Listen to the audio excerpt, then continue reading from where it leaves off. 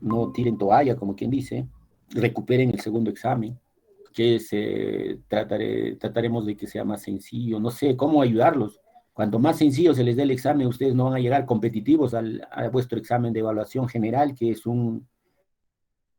cuando van a ser un médicos, cuando van a dar un examen de ENAM, los van evaluando, ha vuelto a caer la facultad, ha vuelto a caer en ranking en el último ENAM. Entonces, ¿cómo hacemos? ¿Flaqueamos? ¿Seguimos bajando? ¿Seguimos haciendo lo más fácil el curso? ¿O seguimos como debía ser, no? Ese mismo nivel, que se esfuercen ustedes, que estudien, ¿m? Porque ha vuelto a caer la universidad, ¿no? No vayan, no aparecen en el ranking de los 10 primeros en examen de NAM.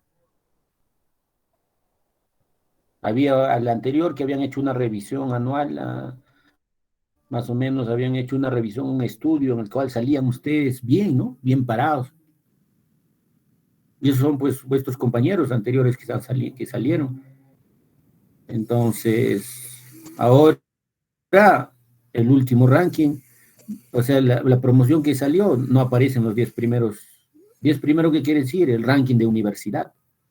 El ranking de universidad los evalúa, les toman un examen de todo lo que estamos hablando hoy día. De mi curso de cardiología entrarán, pues, de las 200 preguntas que les evalúa a ustedes, cada 25 preguntas se pregunta una cardiología. Entonces, 25 entre 100 entre 25, 4. 200 entre 25, 8. Entonces, eso hace la diferencia. No hace la diferencia. Igual, infectología, de repente medicina interna, no sé, los cursos que menos les gusta. Entonces, tendrían que estudiar.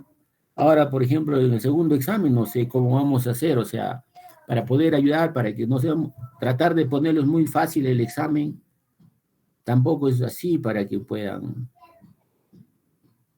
ser buenos ustedes, chicos. Tienen que exigirse, tienen que estudiar, no es solamente pasar el curso, porque al último se van a dar cuenta, van a decir, ¿de dónde eres tú? ¿Cómo has estudiado? ¿Cómo has pasado? ¿Cómo has, no? O sea, tienen que estudiar.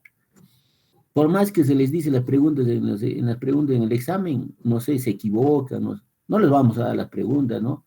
No es como de repente a veces alguno de los colegas del otro grupo les repasa las preguntas de repente, ¿no? Por eso yo evalúo sus preguntas de doctor, la mayoría tiene buen puntaje en esa pregunta, ¿no? Se filtra las preguntas de otro docente. Pero está mal, pues no se acostumbren a eso. Ahora es cuando tienen que sacarse el ancho. Tienen que estudiar. El segundo examen es más amplio, pero cosas más directas. Las cosas son muy directas, son casos, ¿no? O sea, sabes o no sabes, te dicen, ¿no? No sé, endocarditis infecciosa te va a decir cuáles son los criterios de Jones, cuáles son los criterios de Jones, fiebre reumática, qué es el agente más frecuente de la endocarditis infecciosa, cuál es el tratamiento, cuál es la complicación, cuál es la clínica más frecuente, tienes que saber reconocer qué es un soplo, qué es criterio mayor, menor, la fiebre, mayor, menor, cuándo mandarlo a cirugía, ¿no?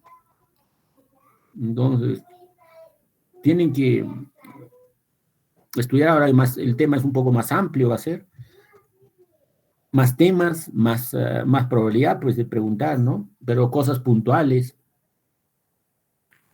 estudien. El tercer examen es más fácil que el segundo examen. El tercer examen es más fácil que el segundo examen. Entonces, si ahora va a ser fácil, el otro será recontra fácil. Entonces, tienen que saber bloquear. El primer examen, no sé por qué no. Igual, yo les sugiero que vayan estudiando. Ahora, entren, después de este curso, repasen, estudienlo, ya repasen, fijen las cosas. Hoy día que están todavía hay sin exámenes, sin apriet, porque cuando se acercan los exámenes, todo se amontona, ¿no? Un examen en la mañana, un examen en la noche, otro examen, así toda la semana va a venir, ¿no? En medicina interna. Y antes era peor, ¿no? Cuando él era solamente existía medicina interna 1, todos los 4 cursos, 7 cursos estaban, 8 cursos estaban en un solo semestre, Entonces ahora lo han partido, les han dado más facilidades para que puedan ustedes, ¿no?, ser beneficiados en cuanto a no jalarlos, porque hay mucho curso. Entonces no se acostumbra a que todo sea muy fácil, ¿no? Tienen que esforzarse. Y los resultados ya se han salido, ¿no?, a nivel nacional. Entonces no quiero, o sea, que ustedes también van a estar en ese ranking, ¿no? Tienen que mejorar eso, chicos. Tienen que demostrarse ustedes mismos que pueden. ¿No? Hay que seguir estudiando más, cumplan esa función, pues si no pueden, trabajan, estudien, ¿no? Traten de hacer eso. El que quiere revisar su prueba, el día miércoles de la próxima semana voy a estar en el hospital, yo voy a tener esas sus pruebas, ¿no? El que quiera revisar su prueba. Si no, esperamos, pero ya saben en promedio general, ¿no?, que están jalados, pues han dado un mal examen, ¿no? Según lo que esperaba. Esperaba mejores notas. De repente, no sé, pues, ¿no? Es mucho temas, ¿no? Lamentablemente es bastantes temas, ¿no? Bueno, viendo eso, ahora vamos a seguir con el segundo examen. Vamos a tratar de adivinar nuevamente las preguntas de los doctores. Sería bueno que estén atentos, ¿no?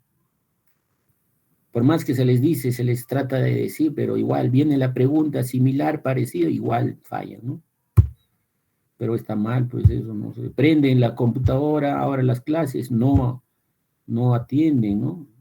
No están ustedes.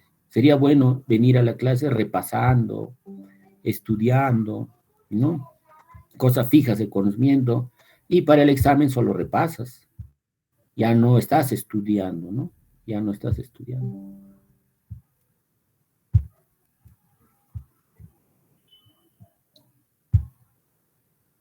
Bueno, ahora en esta oportunidad vamos a hablar sobre la endocarditis infecciosa. Es una infección, pues, ¿no?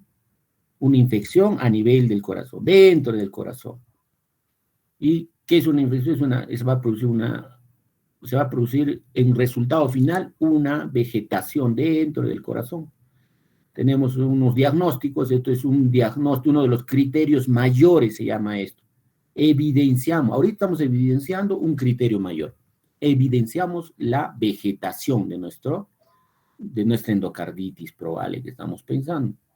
Entonces aquí vemos un apical, una ecografía transtorácica, y que se muestra la vegetación, y probablemente está haciendo una insuficiencia o una soplo de estenosis, dependiendo si le ponemos color. Aquí vemos una ecografía transesofágica, que es transtorácica, transesofágica, e evidenciamos nuevamente una vegetación. Acá es otra transesofágica, en la cual podemos ver a nivel de la aorta, ¿no?, que es una imagen hiperrefringente, que está relacionado a vegetación. ¿Qué más? Acá podemos ver, esta es la aorta, está saliendo al ventrículo izquierdo, la aurícula izquierda viene para acá, y por acá está viendo una vegetación, un absceso, ¿no? Mira que viene acá, se forma debajo del anillo de la aorta, un absceso, y es otra vegetación. Y ahora si le ponemos color, estos velos de la aorta no están coactando bien y hay un reflujo, hay un chorro de regurgitación, se denomina insuficiencia aórtica. La insuficiencia aórtica, ¿no? Insuficiencia aórtica, que debe ser, esto le medimos el diámetro del chorro de regurgitación, y se llama vena contracta,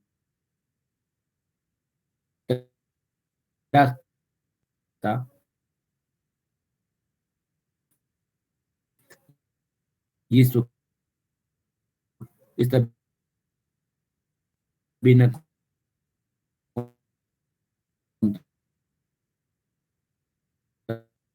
contracta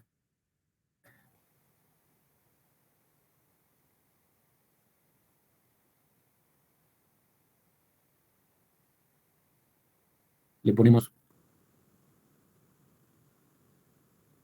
el valor, si nos sale 7 o más, estamos hablando de criterio, ¿no? Insuficiencia cardíaca por una regurgitación del aorta. Y esto va a ser agudo, puede llegar a edema agudo de pulmón y shock cardiogénico.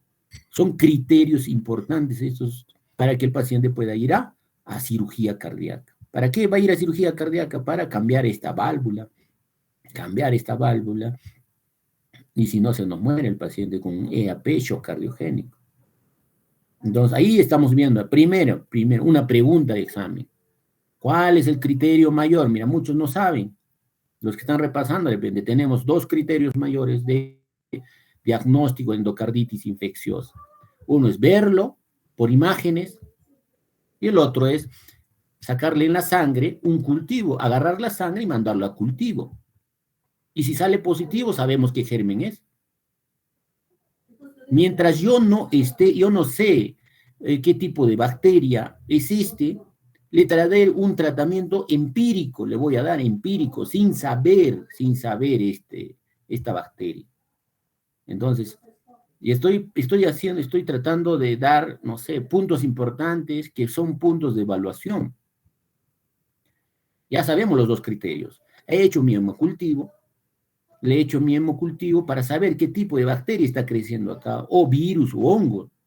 Mientras tanto, empezaré un tratamiento empírico.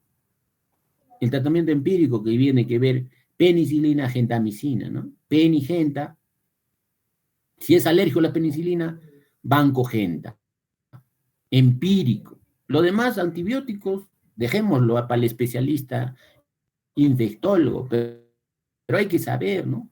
De repente uno de los dos se amarga, le han sacado 20 y va a poner pues la otra pregunta, pero tienen que saber lo mínimo como médico general que van a salir ustedes. Ya tenemos los criterios mayores y luego hay criterios menores. Por si hay una infección dentro del corazón, nuestro cuerpo va a producir, ¿qué va a ser la reactante? ¿No? Una reacción que va a producir una defensa, la sensación de alza térmica. Tomamos la temperatura, fiebre. Escucho el corazoncito, ¿qué voy a encontrar? Soplo. Antes no había este soplo. Ahora hay soplo. Soplo de nuevo. O de nuevo. Nueva aparición, el soplo. Entonces tengo otros criterios menores. La fiebre asociada a soplo, los más criterios clínicos, voy a ver. A veces se va desprendiendo este trombo. Va a ser tromboembolia pulmonar porque estaba en el lado derecho, se va a ir al pulmón. Va a ser émbolos, paciente como TEPS, recurrentes, ¿no?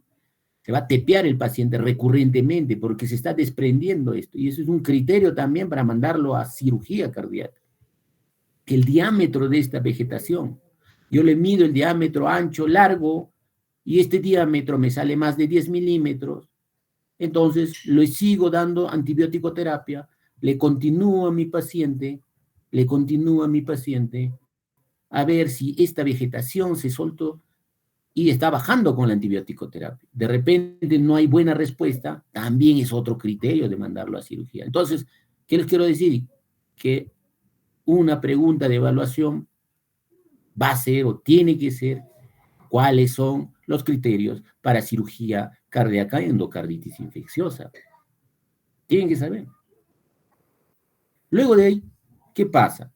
Esta vegetación se comienza a desprender y se va al pulmón. Puede ser embolizar.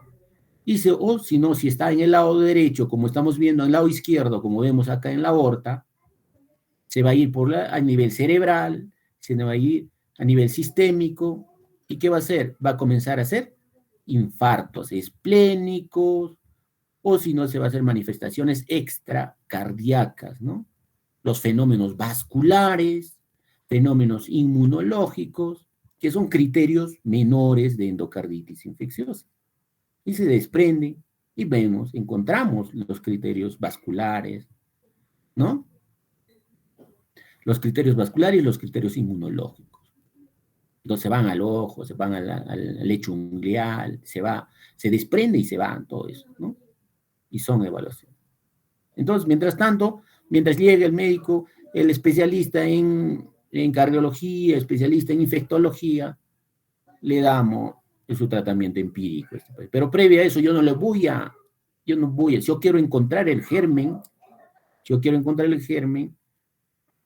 tendré que hacer mi pan cultivo, se llama pan cultivo, pan, que saco un cultivo de un brazo derecho, de un brazo izquierdo, le hago hemocultivo de secreción, le hago cultivo de orina, todo, trato de sacar todo para ver dónde está, qué tipo de infección está entrando el paciente, de dónde ha podido ver.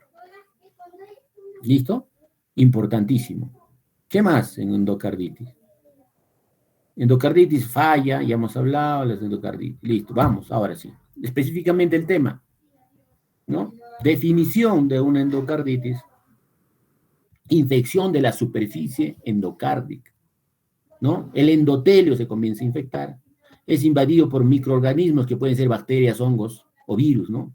Pero previo a eso, para que haga el endotelio sea lesionado, ha habido un daño tisular, ¿no? A nivel de un velo probablemente, y va a producir una lesión típica que se denomina vegetación, que lo hemos visto por ecocardiografía, y esto es paciente post-mortem, ¿no? Le han hecho una necropsia y esta se evidencia, pues, ¿no? Se evidencia. ¿Listo? Epidemiológicamente, miren, la incidencia se mantuvo estable a pasar de los años hasta 1987, y en esta 1987 vieron que después de ahí comenzó a incrementar la incidencia de 5.9, 11.6, ¿no? Se comenzó a incrementar la incidencia por 1.000 habitantes. La tasa de mortalidad de 20 a 25% a los 6 meses con un tratamiento adecuado. Entonces hay que evaluar bien a nuestros pacientes, porque si no, miren, la mortalidad va a subir al 100% sin tratamiento adecuado, ¿no? Si no es buen tratamiento, si no le damos, no pensamos, no le damos el germen, no tratamos de darle al germen adecuado, o de repente le damos baja concentración inhibitoria del medicamento para que esta bacteria no se siga reproduciendo. Entonces el paciente se va a morir, se muere. Pero si le tratamos bien, mira, baja la mortalidad, pero aún así sigue siendo alta. Y entonces, ¿por qué la incidencia se subió? Mira, se estaba incrementando a pesar de los tiempos. Mira, a pesar de 1987 se vio que los estudios demostraron que había un aumento de la prevalencia de los factores predisponentes, ¿no? Y entre estos, uno de los factores predisponentes muy importantes es el envejecimiento de la población. Hay un envejecimiento de la población, el paciente comienza a envejecer y predispone a que pueda producir un sustrato de lesión endotelial por la edad, y posteriormente y se pueda infectar esa zona. Entonces, el envejecimiento de la población es uno de los factores que va a predisponer a que pueda subir esto. Un 55 a 75% de los pacientes con endocarditis de válvula nativa tienen esas condiciones. El 55 a 75% es alto, hacia el 80% tienen estas condiciones. A su vez, ya pues, pregunta de examen, ¿no? ¿Cuáles son los factores de riesgo predisponentes a que el paciente pueda hacer endocarditis? Enfermedad valvular reumática, si tiene enfermedad reumática, ya tiene daño endotelial, ya se ha vuelto reumático. Hay una enfermedad degenerativa del corazón, ahí está, por envejecimiento de la población. Prolapso de válvula mitral, 4 a 8 veces, 5 a 8 veces más en relación a aquel que no tiene la lesión de la válvula mitral. Aquel que tiene, pues, generalmente son pacientes mujeres, los que tienen los prolapsos de válvula mitral. Este paciente, ¿qué pasa?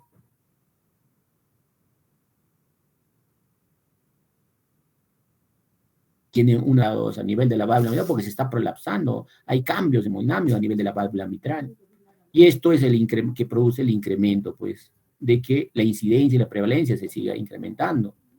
4 a 8 veces más, relacionando a los que no tenían esta posibilidad de que pueda producir una endocarditis infecciosa. Luego todas las cardiopatías hipertróficas, ¿no? Aquel paciente que es hipertenso, mal controlado, hace hipertrofia del septal, del septum interventricular, hace hipertrofia concéntrica, simétrica. Este paciente va a ser, como hay flujo incrementado, daño hemodinámico, puede lesionar nuestra... Y si tiene una hipertensión de 180, 220, y no tiene ningún síntoma, no creen en el tratamiento antihipertensivo, o su médico le dijo que la presión arterial no se cura. Pero el paciente tomó, dijo, ya me dijo, doctor, usted me dio para un mes y ya terminé mi tratamiento, ahora estoy regresando y nuevamente se me subió. Ahora mira, ahora se me ha paralizado la mitad de mi cuerpo. Y ha hecho su complicación. Pero simplemente por no decirle que la hipertensión no se va a curar, tenemos que enfatizar en esas cosas. Y algunos que tienen enfermedad cardíaca congénita, pues si yo tengo cardiopatías congénitas, acianóticas, corregidas o no corregidas, nuestro paciente tiene que o va a sufrir o va a tener un alto factor de riesgo para que haga una endocarditis infecciosa. ¿Ya para qué? Ya, pues los que se están inyectando drogas en vía endovenosa, que es frecuente también, inyectan la vía endovenosa y se van al lado derecho del corazón y por lo tanto la tricúspide será la comprometida. Otro, que tengan dispositivos intracardíacos. ¿Cuáles son los dispositivos intracardíacos? Que sea portador de válvula protésica, que puede ser biológica, mecánica, que tenga un cardiodesfibrilador, tenga un marcapaso, ¿no? Si les van a preguntar eso, ustedes tienen que, pues eso es predisponer, ¿no? En un dispositivo intracardíaco. ¿Quién es? ¿Cuál es el factor de riesgo del dispositivo intracardíaco? Entonces, los pacientes que tienen algo en el corazón que predisponen, y esto tenemos que hacer en este tipo de pacientes, yo tengo que hacer profilaxis antibiótica. Si voy a hacer algún procedimiento generalmente dental, yo voy a hacer profilaxis, le voy a dar antibiótico. El odontólogo los va a hacer la interconsulta a ustedes en vuestro serum. Le va a decir, doctor, yo voy a hacer un procedimiento dentario, el paciente tiene prótesis cardíaca, tiene prótesis, pues, un marcapaso definitivo, es portador de marcapaso, tiene un DAI, o tiene el antecedente de haber sufrido una cirugía cardíaca por un CIB, le han puesto un parche pericárdico. Entonces, doctor, quiero que usted me diga qué le voy a dar o cómo voy a hacer, le hago o no le doy, ¿no? Hay que hacer en este tipo de pacientes que tienen predisposición a hacer endocarditis infecciosa, estos pacientes tengo que curarlos, tengo que darlos, tengo que prevenir que haga la endocarditis. ¿Pero por qué? Porque ya tienen el factor de riesgo. Entonces, pregunta de evaluación. ¿Quiénes son los que predisponen? En fuerte la clasificación, se puede clasificar, miren, dos situaciones. Por la evolución clínica, si es aguda o subaguda, si es aguda, si en ese momento ha roto un apogénico, edema agudo pulmón, y entonces el paciente va a cirugía. O hay algunos que no hacen, pues, la evolución subaguda, que es más paulatina, tiene tiempo de la enfermedad. Por el sustrato del hospedero vamos a ver qué tipo de gérmenes, dónde afecta, qué generalmente, y los microorganismos, ¿no? Infectantes específicamente, si es válvula nativa, si es válvula protésica, si es nosocomial, no nosocomial. Por la evolución clínica habíamos visto que existe una endocarditis bacteriana aguda. ¿Qué es aguda? Que no estaba bien para el día de ayer, pero tenía una predisposición cardiovascular y se infectó. Se infectó. Y si se infectó, se ha crecido esa vegetación y ha producido lesión de la válvula. Lo lesionó la válvula y esto, ¿qué produjo? Produjo una insuficiencia generalmente valvular, ¿no? Y lo cual va a producir generalmente que este reflujo de esa válvula por insuficiencia produce sobrecargas de volumen en las cavidades auriculares probablemente, y produce insuficiencia cardíaca. El otro es de que puede ser, una vez que se ha infectado, dependiente del germen, ¿no? El estafilococo aureus, uno de los gérmenes muy agresivos, ¿no? Generalmente afecta a las válvulas sanas, que tiene gran virulencia, invasividad, infectividad, la mortalidad incrementada en estos pacientes, rápido avanza, progresa y el paciente se descompensa, hace shock séptico por punto de partida a nivel cardíaco. Entonces, esta es una forma de presentación de nuestros pacientes. Tenemos poco tiempo. Y si nos presentamos acá en Cusco, se nos presenta a estos pacientes, lo más probable que llegue, su mortalidad es alta. ¿Por qué? Porque acá no hacen cirugía cardíaca, tenemos que mandarlo hasta Lima y hasta que llegue ambulancia aérea, si nos aceptará, si tendrá cama, las UCI coronarias, allá en Lima, y se muere, ¿no? Y las subagudas, como hemos visto también, como se les comento, tiene un cuadro más insidioso, ¿no? Y eso va a depender de la gente también que esté infectando, ¿no? Menos virulento, como el estreptococo viridans, ¿no? Que ocurre con daño valvular subyacente previo. El paciente ya tenía un daño valvular y el estreptococo viridans es uno de los que más afecta generalmente. Tener cuidado con el estafilococcus aureus. A cada uno de nosotros nos puede dar, porque nosotros no tenemos daño, no tenemos válvulas dañadas, no tenemos válvulas dañadas. Pero si nos daña nuestra válvula, el estreptococo viridans es el que nos puede dar. ¿Listo? Válvula dañada, estreptococo, válvula sana, estafilo. Por el sustrato hospedero va a agarrar válvulas nativas, que quiere decir nativa, de que el paciente nunca ha tenido una infección. La válvula está sana, está viviendo en su casa. De la comunidad también se llama, ¿no? Entonces, en un 60-80% son los que se infectan. Y realmente, ¿quién era el que más frecuente estaba atacando? Era el estafilococcus aureus. Y el otro es ya, pues, que tenga una válvula portador de un dispositivo intracardíaco. Si es portador de un dispositivo intracardíaco, ¿no? El estreptococo o estafilococo epidermidis. El epidermidis es el que afecta más la válvula protésica. Y el consumo de las drogas, si entra esa pregunta, no creo que fallen, ¿no? Consumo de drogas por vía endovenosa, afecta al lado derecho y el estafilococo, ¿no? Tener cuidado. Entonces, protésica virida. Vamos a ver más adelante también. Con el microorganismo infectante vamos a tener que son microorganismos con mayor frecuencia, son los que infectan, son los cocos gram positivos. El estreptococo viridans deriva del tejido orofaringio. El estreptococo bovis, que se denominaba anteriormente, ahora se denomina estreptococo gallolísticus.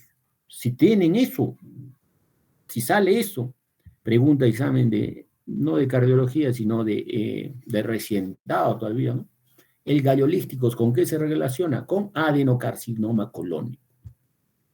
Adenocarcinoma colónico deriva del tubo digestivo, estreptococo bovis o gallolísticus, que va a derivar, entonces pensarlo, ¿no? Gallolísticos, bovis, pensar en un adenocarcinoma colónico, descartar los pólipos. Esta es la forma de presentación, como hemos visto. Staph aureus, estafilococos dorados también se denomina, que lo van a ver bastante en traumatología cuando lleven, o ya están llevando, ¿no? Que es bastante infectante, ¿no? Que produce las neumonitis químicas y evolución brusca, la que hacen las infecciones a nivel de miembros inferiores, que es brusca, los Fournier, todo es brusco. Y imagínense a nivel del corazón.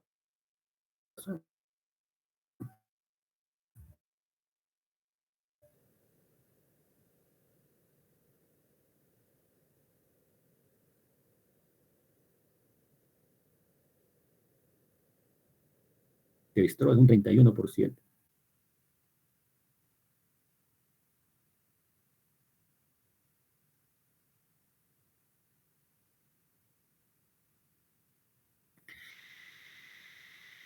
Luego viene el estreptococo, el grupo viran,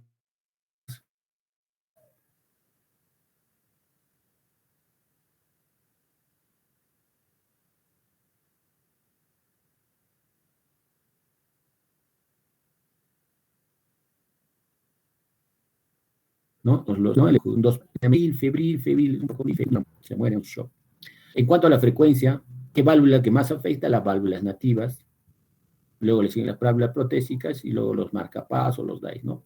En ese orden. Entonces, primero las nativas, las protésicas y luego los dispositivos intracardíacos. Entonces, si yo tengo válvula protésica, o tengo marcapaso, o tengo un DAI, es dispositivos intracardíacos, entonces por lo tengo propenso, soy propenso, el paciente es propenso a que haga endocarditis infecciosa. La válvula afectada, generalmente por orden de frecuencia, nuevamente es la mitral seguida de la aorta. Epidemiológicamente, la edad media de los pacientes con endocarditis infecciosa ha aumentado en paralelo con la disminución de la fiebre reumática o valvulopatía reumática, ¿no? Porque ya estamos tratando el estreptococo, ¿no? Del grupo A de Landsfield, cuando hay una faringitis, faringoamidalitis, le damos antibiótico. Ahora ya todos tienen celular, y si compran celular, ya les compran con internet. Entonces investigan, se educan, y eso no había antes, ¿no? Por lo tanto, la fiebre reumática está bajando, pero está aumentando la valvulopatia degenerativa,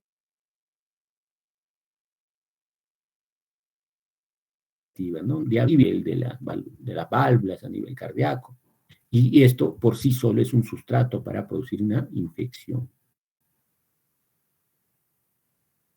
Entonces, la mayoría de los casos de endocarditis infecciosa, por ejemplo, mayor de 60 años, están asociados a esta valvulopatía degenerativa. Como habíamos visto, se había comentado que el prolapso de la válvula mitral con insuficiencia mitral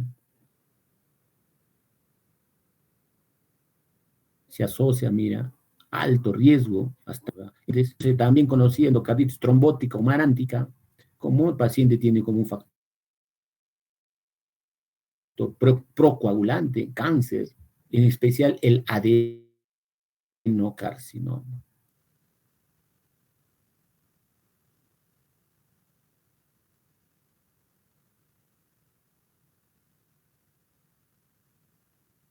La marántica, de las relacionaciones estériles y que afecta generalmente más al lado izquierdo del corazón. Y dentro de estas, el lado izquierdo, el que más se compromete es la válvula mitral.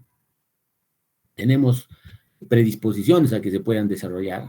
Hay plaquetas, vegetaciones que se forman fibrina, pero para eso ha debido de existir un daño a nivel del endotelio. Y en ahí se agregan las plaquetas y se vuelven una vegetación, se llama endocarditis abacteriana. Y pues obviamente después del trombo blanco se forma la fibrina en las válvulas del corazón, ¿ya? Como consecuencia de un estado de hipercoagulabilidad en esta zona.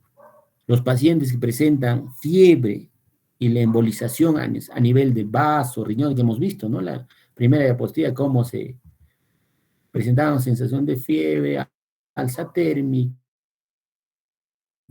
y la vegetación comenzaba a al riñón, a nivel cerebro, pero esto como todavía no es, es una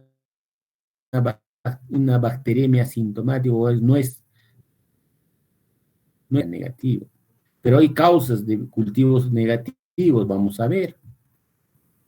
La patogénesis de la endocarditis, lo que sucede, lo que hemos hablado, que el envejecimiento, la degeneración por la edad es uno de los factores de riesgo.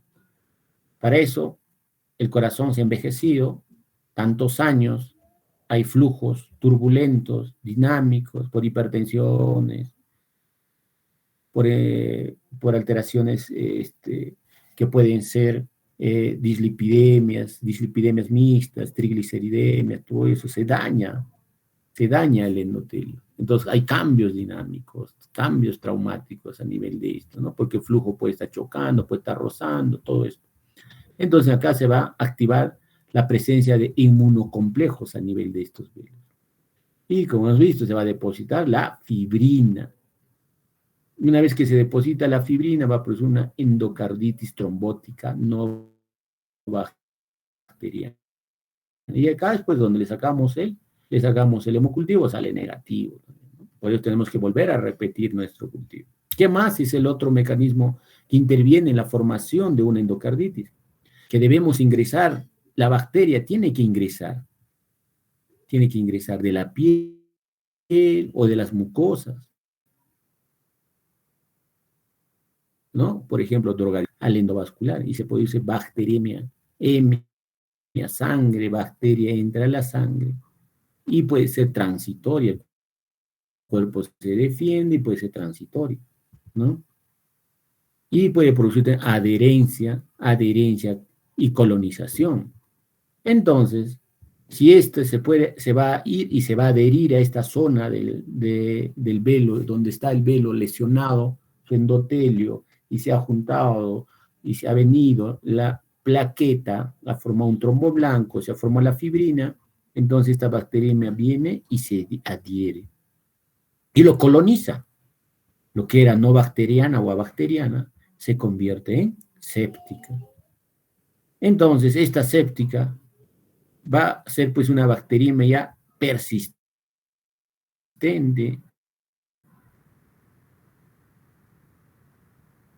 destruyendo las válvulas a nivel pulmonar, al nivel sistémico, y puede producir metástasis sépticas, aneurismas micóticos. Esta bacteriemia persistente va a producir respuestas de inmunocomplejos, como por ejemplo la vasculitis, globulonefritis, los fenómenos inmunológicos de endocarditis infecciosa, por una bacteriemia persistente. Se irá hacia el hígado, esplenomegalia, y estos serán pues las manifestaciones extracardíacas que al dermatólogo, que generalmente los ve también estos pacientes, le hace pensar en esto. Y ¿qué pasa luego? Nos los interconsulta cardiología, evaluamos, tenemos un soplo, febril el paciente y probablemente una endocarditis. Si hay una destrucción valvular, va a producir manifestaciones cardíacas. Este es un velo valvular normal, ¿no? Como por esos fenómenos mecánicos, hemodinámicos, el endotelio de esta válvula comienza a lesionarse. Y por un fenómeno hipercoagulante, como hay una lesión a nivel endotelial que hace la plaqueta, se adhiere y luego se hace agregación, se sobreagrega. Mediante sus receptores, vamos a ver que existen receptores 1B, 1B, 1B y 2A, 3B, 3A, por la agregación, fibrina, nuevamente, ¿no? Bien, acá ya se formó la fibrina. Y acá podemos hacer un ecocardio, ¿no? Podemos hacer un ecocardio y encontramos una vegetación. Tenemos una vegetación, ¿ah? Y esto se denomina endocarditis trombótica aséptica o endocarditis trombótica no bacteriana. Entonces acá el hemocultivo sale negativo. Pero para eso tenemos que hacer algo más para que se predisponga, ¿no? Ya estamos envejecidos, ya cuando tengamos nuestros 65, 70 años vamos a estar predispuestos a esto. Y luego de ahí tenemos que cuidarnos, nuestra higiene, ¿no? Bucal, la dentadura, la piel, para que no haya pues puntos de entrada del germen, que debe tener una característica de ingresar al torrente, de sobrevivir en la circulación y que se adhiera al endocardio, ¿no? Y esto es lo que pasa, entra la bacteriemia y se adhiere acá a la fibrina. Estas son bacterias que se adhieren a la fibrina, se colonizan, crecen y se produce la vegetación. El paciente hace fiebre. Y hemocultivos positivos, ya demostramos, ¿no? Paciente, y la vegetación se cicatriza. Nuevamente tenemos factores de riesgo en los cuales paciente puede producir, tiene el riesgo de que sufra endocarditis, que tenga una enfermedad cardíaca subyacente, que tenga válvulas protésicas, ¿no? Cardiopatías congénitas, y que sea usuario de drogas de vieso endovenoso, dispositivos, que sea válvula protésica, ¿no? Que tenga antecedentes de que haya sufrido una endocarditis infecciosa. Si el paciente ya tuvo una endocarditis infecciosa, probablemente su endotelio está dañado, puede volver a tener, ¿no? O algunos pacientes que entran a hemodiálisis crónica, infecciones por VIH, mire, inmunosupresión, y acá nos entra el hongo. Y hace una endocarditis resistente. Factor de riesgo del paciente, importante, que el paciente para hacer endocarditis, tan solo ser varón y mayor de 60 años, ya está en factor de riesgo.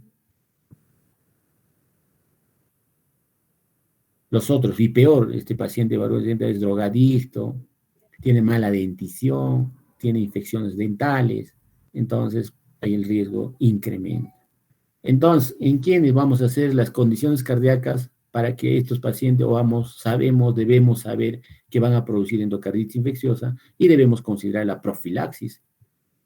Nuevamente, ¿qué nos dice la guía? ¿No? La guía nos dice que debe de entrar a profilaxis antibiótica aquel paciente que tiene una válvula protésica. Pero ¿cuándo le voy a dar la válvula? Ahorita vamos a hablar cuándo le debemos dar el antibiótico. O aquellos incluso que hayan sido algún tipo de material protésico para reparación de válvula cardíaca, que tenga una endocarditis previa, miren, ¿no? El libro y la guía nos dice lo mismo. Paciente con cardiopatías congénitas que pueden ser cianóticas o reparadas. Mucho más en aquellos pacientes que si lo han reparado y esa reparación sea dentro de los 6 meses de reparación. O aquellos pacientes que una vez que le has reparado, que generalmente son el CIA, el CIB, le han puesto un parche pericárdico, y cuando han suturado, le ponen el eco y vemos que todavía pasa sangre del ventrículo izquierdo al ventrículo derecho, o del aurículo izquierdo al aurículo derecho. Y eso se llama shunt, un shunt residual, que va a pasar de un izquierdo a derecha, por un flujo, por una zona donde no cerraron bien. Entonces se llama shunt residual. En estos pacientes tiene un daño ya. Entonces, ¿cuándo yo le voy a hacer profilaxia a mi paciente? ¿No? Estos pacientes van a ser de por vida ya. Van a ser, porque este paciente tiene alto riesgo de producir una endocarditis. De por vida si queda el shunt residual. Y peor si es insuficiencias valvulares. Y en otros tipos no está recomendado, como dice así. ¿Qué nos dice la guía? El libro, mire, el libro nos dice, los receptores de trasplante cardíaco que han desarrollado algún tipo de anomalías valvulares, ¿no? Los receptores, lo que va a recibir, también tenemos que darle profilaxis. Entonces, profilaxis, ¿en quiénes se va a hacer? ¿En qué procedimiento? Ya sé que en todo el paciente, ya sé en qué tipo de pacientes. Ahora tengo que saber en qué procedimiento yo voy a dar la profilaxis. Por ejemplo, comenzamos por abajo y están como indicación, mira, clase de recomendación 3, o sea, no debe de recibir el paciente profilaxis. ¿Cuándo no debe recibir la profilaxis? Cuando tú le vas a hacer un procedimiento en piel y en tejidos blandos, no te recomienda, no. Cuando le vas a hacer una ecografía transesofágica, el cardiólogo o el gastroenterólogo o el urólogo van a hacer una cistoscopía, ¿no? O le va a hacer una endoscopía, colonoscopía, no te dice, no se da antibiótico, profilaxis. El procedimiento de tractos respiratorios, ¿no? No se recomienda la profilaxis antibiótica, ¿no? El tracto respiratorio, broncoscopía, laringoscopía, intubaciones, no. ¿En quiénes sí? Vámonos para arriba. Se recomienda a aquel paciente que ya tiene todos los factores de riesgo, pero que le vas a hacer un procedimiento dental, que requiere una manipulación de la gengiva. Van a manipular la gengiva o región periapical del diente, donde se va a producir una perforación de la mucosa oral. En esos pacientes, ahí nos dicen los expertos que deben de recibir profilaxis antibiótica. Pero miren, ¿cómo es la profilaxis antibiótica? Entonces, ya sé, mi paciente tiene portador de válvula protésica, le van a hacer un procedimiento dental, el odontólogo, entonces yo le voy a tener que dar mi profilaxis antibiótica. Entonces le voy a dar amoxicilina o clindamicina. La amoxicilina, 2 gramos de amoxicilina. Discúlpeme. Aló, mío. Sí, dígame. Ajá.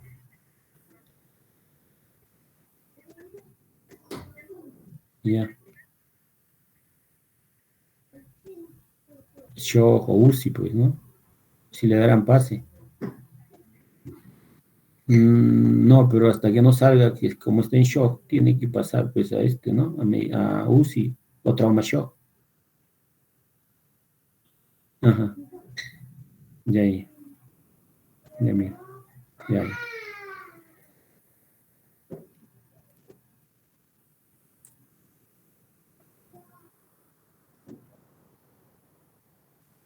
Disculpen. Listo.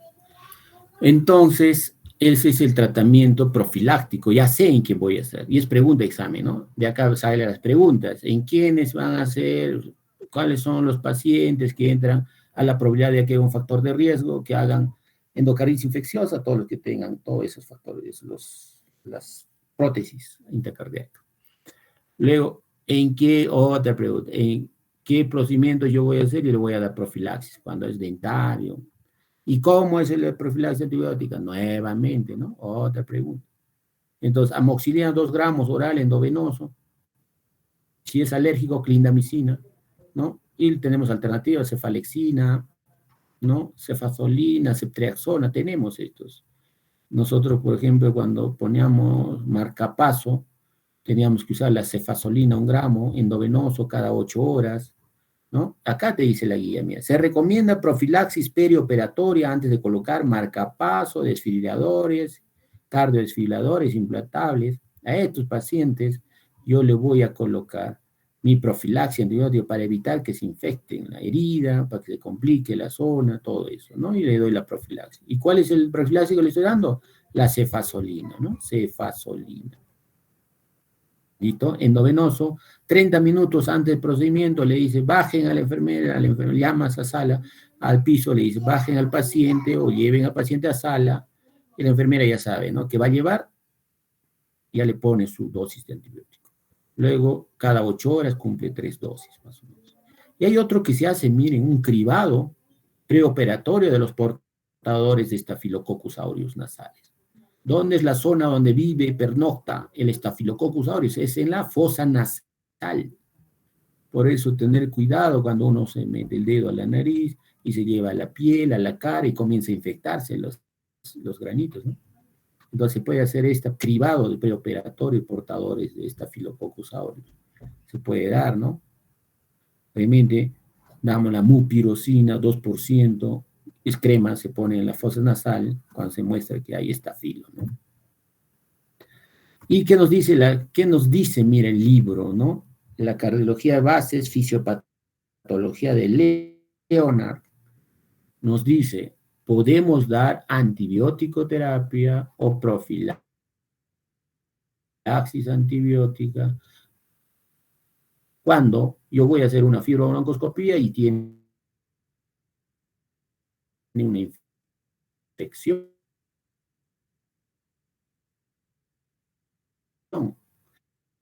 Voy a hacer una midectomía,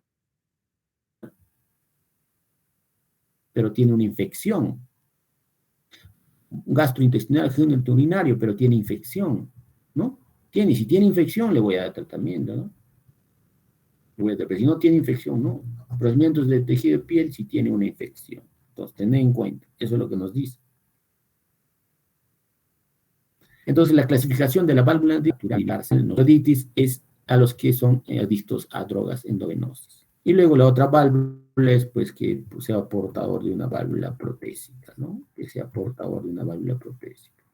Entonces, específicamente hablando ahora de la endocarditis válvula nativa, el que va a estar afectando generalmente es el viridans 30-40% endocarditis de la comunidad, mira por el estudio, ¿no?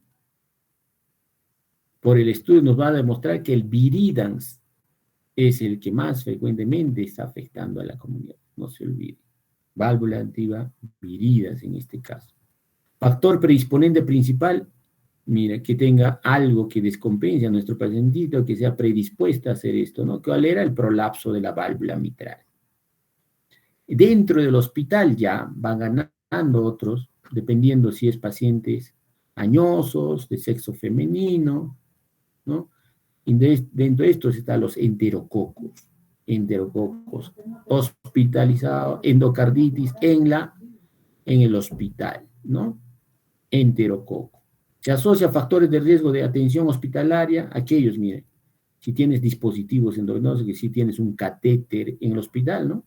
Por ejemplo, un catéter a nivel subclavicular izquierdo, derecho, posterior, se llaman catéter venosos centrales. Estos catéteres no podrían durar más de 15 días, ¿no? Por eso las enfermeras en la SUSI, cuando pone el médico, va y lo rotula la enfermera, le pone la fecha, ¿no? Entonces viene otro médico, revisa, la enfermera revisa, limpia la zona y ve la fecha donde han colocado los dispositivos endovenosos. Igual las vías periféricas, ¿no? A nivel de las manos, de los miembros superiores, tienen sus fechas, ¿no? ¿Para qué? Porque evitamos que suceda esto, ¿no? Que entre una infección a nivel de vía, porque se vio, pues si no ponían la fecha, no se olvidaban cuando no tiene fecha, entonces déjalo, mejor lo cambiamos, ya está infectado, el paciente está haciendo fiebre. Cuando comienza a ser fiebre de origen no conocido, entonces se saca todo la fiebre, se saca todas las vías, ¿no? Se retira todas las vías del paciente y se espera, se hace un cultivo, baja la fiebre, era porque era el dispositivo, ¿no? ¿Listo? Entonces, en adicto ya es fácil, ¿no? Es fácil, cuidado. Estafilococcus aureus, sinónimo de fácil, ¿no? Cuidado. Generalmente son pacientes jóvenes que tienen las válvulas, ¿no? Están sanas las válvulas, ¿no? Entonces, vaya, generalmente afecta, mira, a la válvula tricuspidia, ya, eso es. Endocarditis protésica, el estafilococcus coagulasa negativo. Pregunta examen. ¿Cuál es la bacteria que produce infección de las válvulas protésicas? Es un estafilo. Cuidado, ¿Staphylococcus aureus? No. Cuidado que le ponga estafilococcus, sí era estafilococcus, pero hay aureus y hay pues epidermidis. Y dentro de estos te pueden poner también cuál es coagulasa positivo, coagulasa negativo. El aureus es coagulasa positivo, el epidermidis coagulasa negativo. Entonces, es el epidermidis, protésica epidermidis, ¿no? Y esto se puede dividir en 3 situaciones según la forma de aparición o el tiempo de aparición. En la prótesis, el paciente viene con válvula protésica, le han puesto la válvula protésica y comienza a hacer sintomatología de infección. Si el paciente después de la cirugía pasa 2 meses después de esto, entonces se llama precoz. Endocarditis infecciosa protésica precoz. Si es intermedia, de 2 a 12 meses y tardía, mayor de 12 meses, ¿no? Según el tiempo de aparición. Y luego tenemos aquellos endocarditis infecciosa que lo vemos, pero que tiene sintomatología clínica de endocarditis infecciosa y ponemos a pie en marcha nuestro segundo criterio diagnóstico mayor, el diagnóstico mayor. Ya lo hemos visto por ecocardiograma y el segundo criterio mayor sería el hemocultivo, ¿no? Vamos y le pedimos hemocultivo y sale negativo. Otro hemocultivo negativo. Hemocultivos constantemente negativos y a pesar de clínica adecuada, hay otros, pero hay otros, miren. ¿Y por qué puede ser? ¿Por qué puede ser los hemocultivos negativos? Puede ser que el germen sea de crecimiento lento, muy resistente, que los cultivos sean tomados al final de la infección, o que el paciente esté recibiendo antibiótico previamente. Se ha estado automedicando y ahora ya se automedican levofloxacin, ¿no?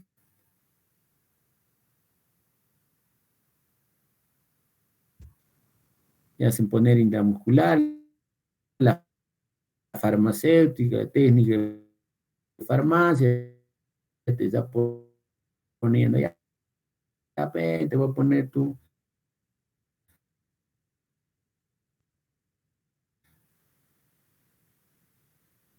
antibiótico-terapia, tienes fiebre, mejor una bomba para matar a 1, 2, 3 doctores. Hace su soplo, vuelve, el interno lo ve, escucha un soplo, ¿ya?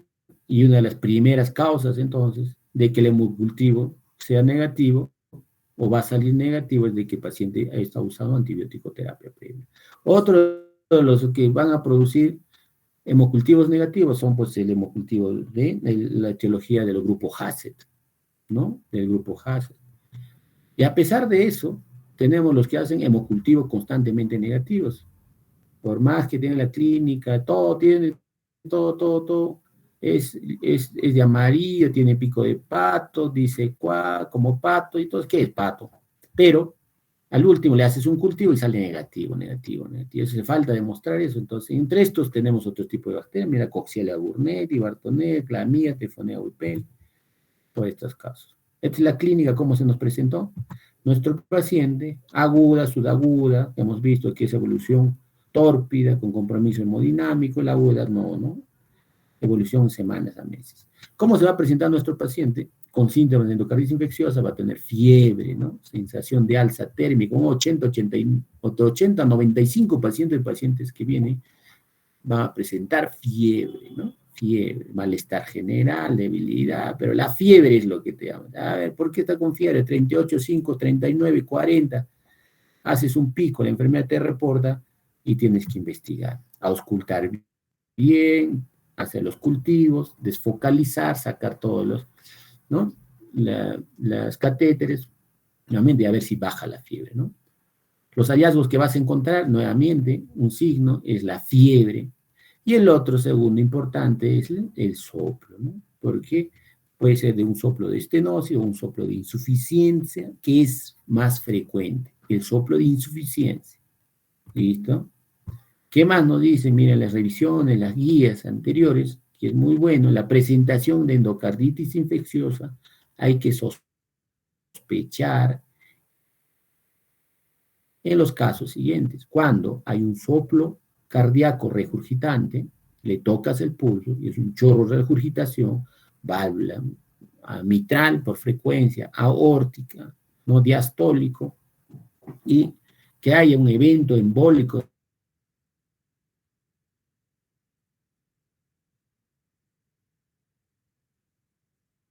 origen del lado derecho, el paciente comienza a complicarse, ¿no? Sepsis de origen desconocido, hace hipotensión, fiebre, moviliza la velocidad de sedimentación glomerular, el PCR, ¿no? Comienza a movilizar, ¿no?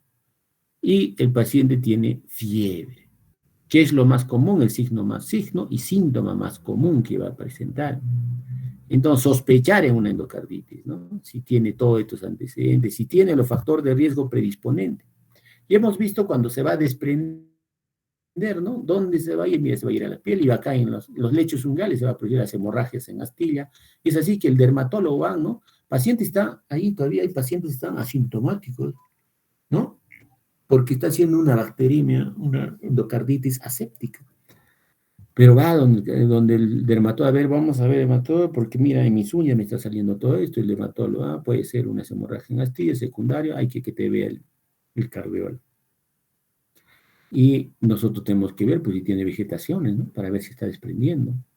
A nivel petequial, conjuntival, los nodos de Osler, a nivel de los pulviejos de los dedos, o de las plantas de los pies, las lesiones de Janoway, que es fenómenos vasculares, inmunológicos, junto a las manchas de Rocco, manchas de Osler.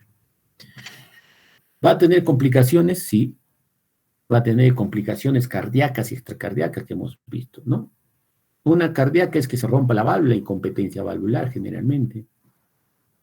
Puede producir lesiones mecánicas, ¿no? El otro cardíacas es de que produzca fístulas, abscesos intracardíacos. Hemos visto en una de ellas cómo se producían los abscesos, ¿no? Los abscesos. Se puede tener un aneurisma micótico, ruptura de aneurisma micóticos. Y extracardíacos vamos a tener las lesiones, ¿no? Por embolismo sistémico, que sale el pequeño trombo y se comienza a caminar, a ir por las vías, ¿no? Por las arterias. Y va a producir fenómenos inmunológicos, ¿no? Inmunológicos mediados por antígeno anticuerpo, la glomerulonefritis, complicaciones neurológicas y se va al cerebro.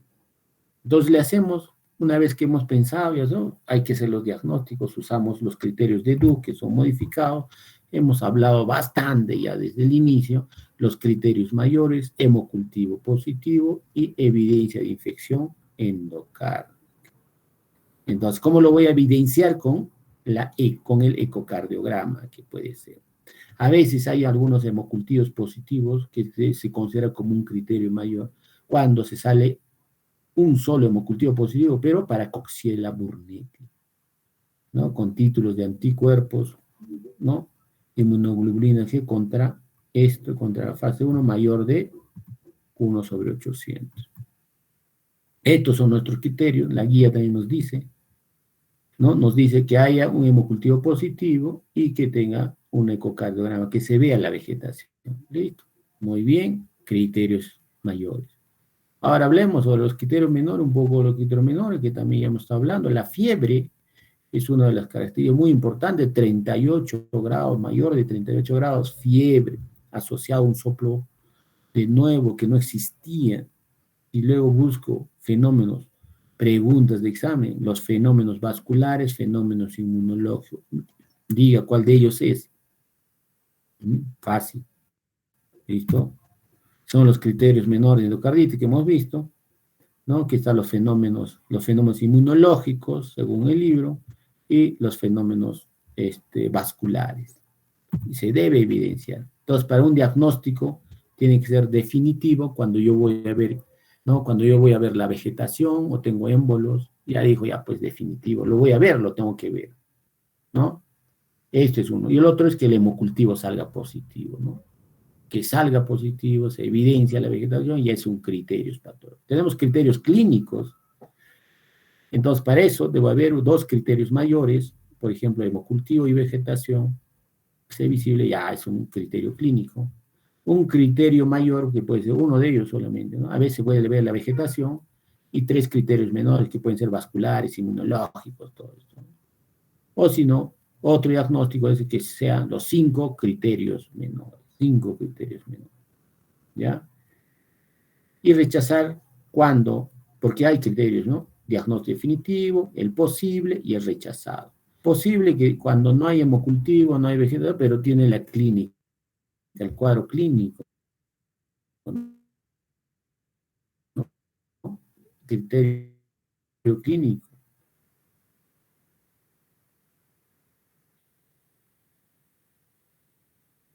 Y se rechaza cuando no hay nada de esto, ¿no?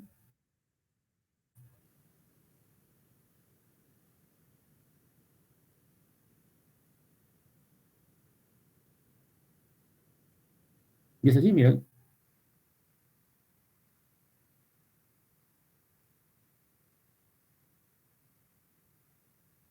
la literatura nos dice que existe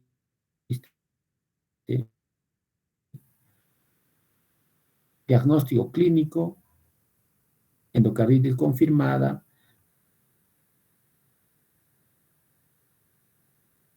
diagnóstico lo rechaza nuestro paciente, a pesar que ya, mira, ya hemos hecho diagnóstico, ya es dispositivo, ya tiene, ¿no? Los criterios de que puede sufrir una endocarditis infecciosa. Entonces, nuestros pacientes van a tener de mal pronóstico cuando es adulto mayor, edad avanzada, o que sea soportador de válvula protésica, que sea diabético, insulino dependiente, o que tenga una enfermedad renal crónica, supresión, EPO, criterios, características del paciente y que tenga unas enfermedades crónicas. Va a hacer que la endocarditis sea de mal pronóstico. Y los otros es de que nuestro paciente haga complicaciones de endocarditis infecciosa. Paciente se complica por la endocarditis infecciosa, puede cursar con insuficiencia cardíaca, puede estar desprendiendo o por bajo gasto, de repente hace falla renal, por la insuficiencia hace falla renal, o por pérdida de émbolos. Si se va al cerebro, de repente hay un mayor compromiso de enfermedades, ¿no? Mayor área de accidente cerebrovascular, enfermedades cardiovasculares, o una hemorragia cerebral es afectado por un estafilococo dorado o aureus. Si es un, si es un hongo, por ejemplo, ¿no? Que paciente sigue, le estás dando tratamiento antibiótico y aún no sale. En cuanto a las Ecocardiográficamente vamos a tener las complicaciones, ¿no? Si se lesiona las válvulas del lado izquierdo y es una lesión severa, va a ser falla cardíaca y edema agudo pulmón probablemente. Y luego de esto puede producir disminución de la fracción de eyección. Eso es una complicación severa. Puede ser una hipertensión pulmonar severa, las vegetaciones por sí son grandes, le medimos mayor de 15 milímetros de frente a sala, o que hay una disfunción de la prótesis valvular severa, ¿no? Eso es lo que produce. Entonces los gérmenes, entre la comunidad entre Staphylococcus aureus y el estreptococo del grupo viridas, el estreptococo del grupo viridas es el que está más frecuentemente en la endocarditis infecciosa adquirida en la comunidad. Ahora, en cuanto a la válvula nativa, ¿no? La válvula nativa, esto depende, ¿no? Si es dentro del hospital o no nosocomial, pero todos tienen que estar relacionados a la atención sanitaria. Si es nosocomial, dentro del hospital, estafilo 45%. No nosocomial, 42%. El usuario de drogas endovenosas, nuevamente estafilo. En válvulas protésicas, estafilo, pero también está entrando aquellos estafilococos negativos para coagulasa negativo, ¿no? No se ve. Entonces, hago mi diagnóstico. Existe aproximadamente 5 a 10% que van a ver endocarditis con hemocultivos negativos. Van a haber pacientes que tú ya las has evidenciado y tú dices hemocultivo negativo. Entonces, ¿qué hago? ¿Por qué ha salido el hemocultivo negativo? Porque probablemente ha recibido antibióticos antes, a veces el germen es de crecimiento lento o intracelular, o que estoy haciendo una mala técnica de tomar la técnica microbiológica. Al inicio, antes de empezar tratamiento empírico, tengo que hacer 3 hemocultivos.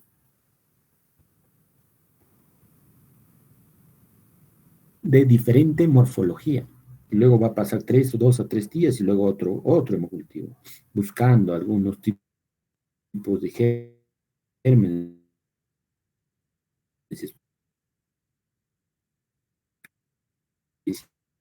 específicos.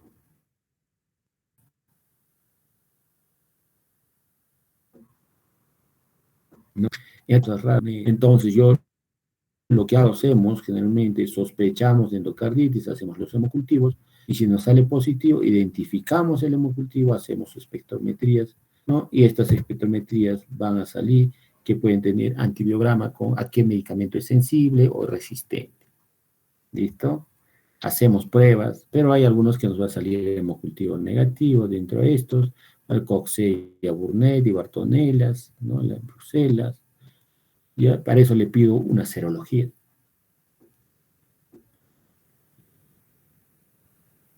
Dentro de la serología que voy a tomar, son lo que específicamente son los que van a producir la reacción en cadena de polimerasa.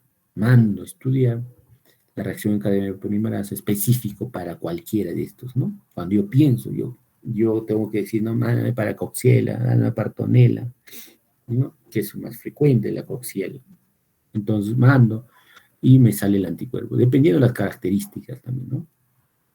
O si no, la reacción de polimerasa en sanguíneo, aquellos que son hemocultivos constantemente negativos, Staphylococcus aureus, Troferina huipel y todos estos, ¿no? Entonces, ya hemos visto que hacemos los diagnósticos, hacemos el hemocultivo. Ahora, otro criterio mayor que hemos visto en la primera diapositiva es hacer la ecografía transtorácica o la ecografía transesofágica. La transesofágica es más sensible, más específico, ¿no? Y la ecografía transtorácica es no invasivo, lo que sí es bueno, ¿no? No invasivo, pero muy específico. Pero su sensibilidad es baja en este caso. Tenemos algunas diferencias, sí. La ecografía transtorácica no evalúa vegetaciones menos de 2 milímetros. Porque generalmente puede ser una técnica o de operador dependiente, ¿no? El 20% es técnicamente inadecuado, ¿no? Pero ¿cuál es el otro punto de observación de la ecografía transtorácica? Que si es una válvula protésica, no es bueno, pues no nos hace sombra acústica. Pero si es una válvula protésica para una ecografía transesofágica es mejor. Se produce abscesos, perforaciones, fístulas, se ve por una ecografía transesofágica. Entonces tenemos un enfoque para diagnóstico con ecocardiograma. Nuestro paciente tiene riesgo inicial alto, ¿no? O riesgo inicial bajo. Si es riesgo inicial alto, es porque el paciente tiene un soplo de novo, tiene insuficiencia cardíaca nueva, portador de válvula protésica, ¿no? Y tenía estigmas, ¿no? Cardiopatías congénitas, que puede ser estafilococcus aureus. En cuanto a la diferencia de ecografía transtorácica versus una ET, la ecografía transtorácica es menos invasiva, entonces una imagen, ¿no? El tratamiento, el procedimiento mejor, menos invasivo que invasivo, ¿no? Entonces, si no sale, no tiene buena respuesta, es uno de los factores que hace que nosotros hagamos la ecografía transesofágica a nuestro paciente, ¿no? Entonces, se puede hacer una ecografía transesofágica. Tenemos que ver la función ventricular, la hemodinamia del paciente, entonces hacemos una ecografía transtorácica complementaria. La ecografía transesofágica nos usamos generalmente más las transtorácicas para hallar motilidad, podemos hallar Simpson, podemos hallar la fracción de eyección, el gasto cardíaco. Pero en una ecografía transesofágica es más, para ver más, es como verlo en 3D, 4D, ¿no? Mejor imagen. Mejor imagen. ¿Listo? Entonces, ¿qué nos sugieren la guía? Se recomienda hacer una transtoragia como prueba de imagen de primera línea. Es mejor, es la menos invasiva que la más invasiva, ¿no? Pero si le hemos hecho la ecografía transtorácica y no hemos concluido, o no es negativo, entonces a este paciente le haríamos una ET, ¿no? Para pacientes con sospecha endocarditis infecciosa,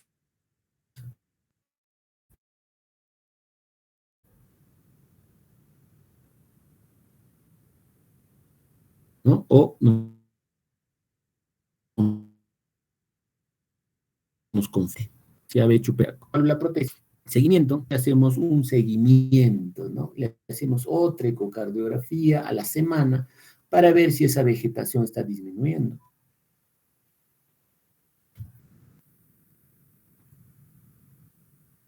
¿Qué más? En cuanto a ecocardiografía intraoperatoria, es necesario. Si el paciente va a entrar a sala, hay que darle. Si el paciente está complicándose, hay que darle nuevamente ecografía, hay que hacerle la ecografía. Y luego cuando ya estamos 4 a 6 semanas de tratamiento, ya, entonces le pedimos otra ecocardio, ¿no? Para ver si tiene esa vegetación. Si ha disminuido o si ha desaparecido. Entonces estamos hablando de uno de los criterios mayores, que es muy importante, ¿no? Entonces, si nos enfrentamos a un paciente con una endocarditis infecciosa, lo que hay que hacer es pedir una ecografía transtorácica primero, porque es menos invasivo, ¿verdad? Pero tiene sus, como quien dice, en quiénes no actuarlos, ¿no? En quiénes no hacer. Por ejemplo, si es válvula protésica, entonces para ver dispositivos intracardíacos, la ecografía transesofágica es mejor. O si no, pedirle una ET cuando no es diagnóstica o no nos descarta nuestro paciente, ¿no? Si la ecografía transtorácica es positiva, hay una vegetación, entonces quiero saber cuántas son las movilidades, cuántas son el diámetro, lo puedo hacer con transtorácica, pero te dice también hay que pedirle una ecografía transesofágica. Peor, si la transtorácica sale negativo y tenemos sospecha clínica, le hacemos una eco, ¿no? La hacemos su eco. Para seguimientos, 5 a 7 días después del tratamiento, alta sospecha de endocarditis. Esto es nuestro corazón, la aorta está acá, está viniendo para acá la aorta, la aurícula izquierda, el ventrículo izquierdo, el septum interventricular, y vemos acá, ¿no? La vegetación. La vegetación está en la aorta, Acá tenemos un dispositivo, mira, de DAI, que está, ¿no? Aurícula derecha, ventrículo derecho, y acá se ha infectado el paciente, se ha infectado. Entonces, cuando nosotros nos enfrentemos al paciente, tenemos que hacer una buena anamnesis, hacer buena evaluación física, examen cardiovascular bueno, a ver si existe soplo. Luego de eso nos va a salir nuestro síndrome, diagnósticos sindrómicos, y vamos a esto, según los diagnósticos sindrómicos, vamos a tener que pedir nuestra analítica general, ¿no? Que es BCG, PCR, sedimento en orina, tratar de buscar pues un punto infeccioso. Vamos a tener los estudios microbiológicos y los hemocultivos, la prueba de imagen, generalmente la ecocardio. Podemos hacer pruebas, otras pruebas, eco, radiografías, que sí puede ser. Vamos a hacer un diagnóstico diferenciales. ¿Contra quiénes vamos a hacer diagnóstico? ¿Contra fiebre reumática, un mixoma, síndromes anticuerpos antifosfolipídicos, endocarditis trombótica no bacteriana, omarántica, adenocarcinoma, Leishman-Sachs, que está asociado al lupus eritematoso sistémico? Tenemos las artritis reactivas, las vasculitis, ¿no? Entonces, el predictor de mal resultado clínico en este paciente con endocarditis infecciosa es que del paciente hemos visto que va a ser adulto, ¿no? Mayor, realmente mayor de 60, 65 años. Que la infección esté pues en una válvula protésica, que tenga una diabetes insulino dependiente y que a su vez este paciente de repente es adulto mayor y sea frágil. Si es frágil, ver la inmunodeficiencia, de repente es paciente VIH.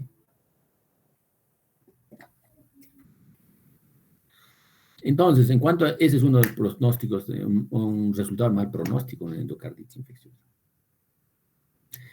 Otro resultado mal pronóstico es que las complicaciones clínicas de la endocarditis infecciosa, el paciente curse con una insuficiencia cardíaca, fallo renal, o que esté haciendo un compromiso cerebral isquémico, hemorrágico o intrashock séptico. Y dependiendo del organismo, el estafilococo aureus, como los hongos, ¿no? Nos van a dar un mal pronóstico al paciente. El paciente se puede morir así. Dentro de los hallazgos ecocardiográficos, mal pronósticos, si vamos a encontrar una vegetaciones perianulares, ¿no? Debajo del anillo, que son los abscesos, y que la insuficiencia haya roto esta vegetación y sea insuficiencia severa. Y si hace insuficiencia cardíaca, la fracción de eyección probablemente disminuye, mal pronóstico. Cursa con hipertensión pulmonar, mal pronóstico. Si la vegetación es de más de 10, ¿no? O 15 por sí solo, 15 milímetros, este es mal pronóstico, ¿no? El paciente puede entrar a complicar, se va a complicar nuestro paciente. Hemos visto los mensajes que se deben llevar, ¿no? La profilaxis, ¿no? ¿Qué profilaxis? ¿Cómo se debe hacer nuestra profilaxis en nuestro paciente? Dar solamente a aquellos pacientes que tienen los factores de riesgo para hacer profilaxis, ¿no? Si tiene antecedentes nuestro paciente de portador de válvula protésica, si nuestro paciente, por ejemplo, válvula protésica, si nuestro paciente ha sido operado, tiene cualquier cardiopatía con él, y vamos a hacer la profilaxis en estos pacientes porque tiene riesgo de hacer una endocarditis infecciosa.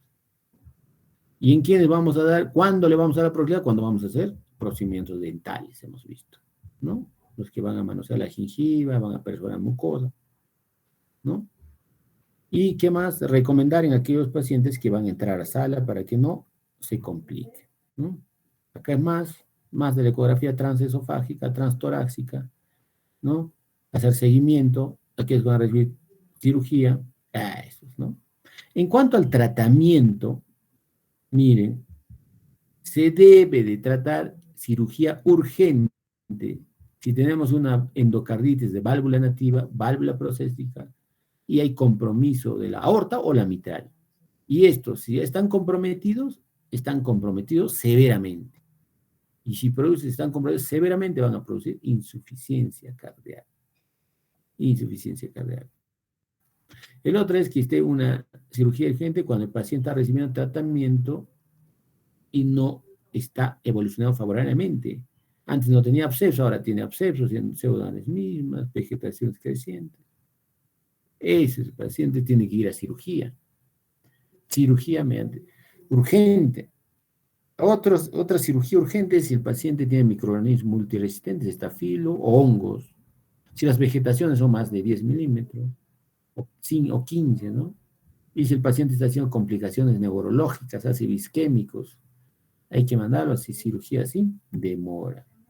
Entonces, para dar mi tratamiento a este paciente, lo que yo tengo que hacer es, principalmente, yo tengo que darle algunos antibióticos o pensar en que tenga una actividad bactericida, que tenga una concentración alta del microbiano en la vegetación, ¿no? Que tenga terapia antimicrobiana prolongada y que la frecuencia tal que impide el crecimiento de la dosis se denomina concentración mínima inhibitoria, CMI-MIC.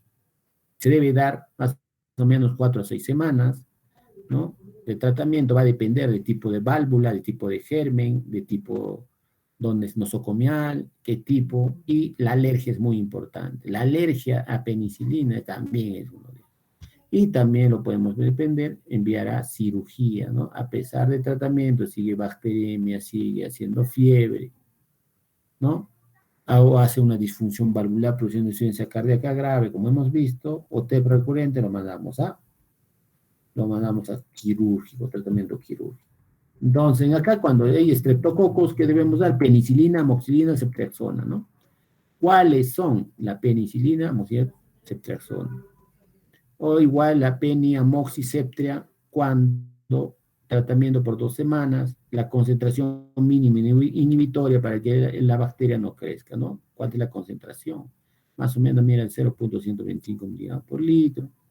Pero si es resistente a la penicilina, hay que darle gentamicina o metilmicina.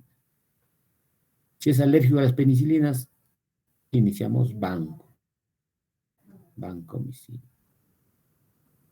La cepa relativamente, si son resistentes a penicilina, es muy importante.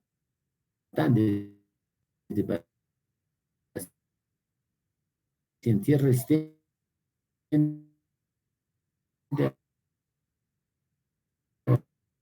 a penicilina,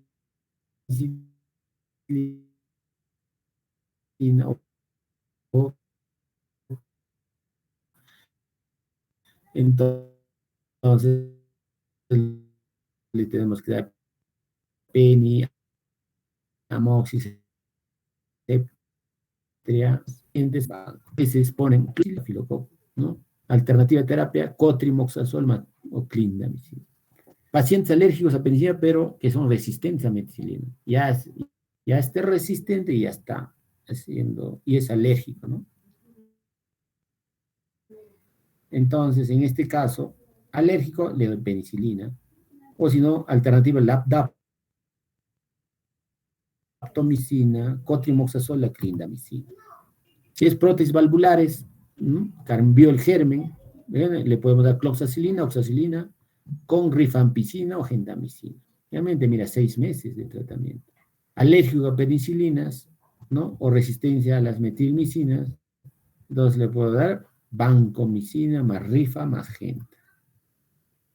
En enterococos le puedo dar amoxicilina más gentamicina, ampicilina, ceftriaxona, ¿no? O vancomicina, gentamicina.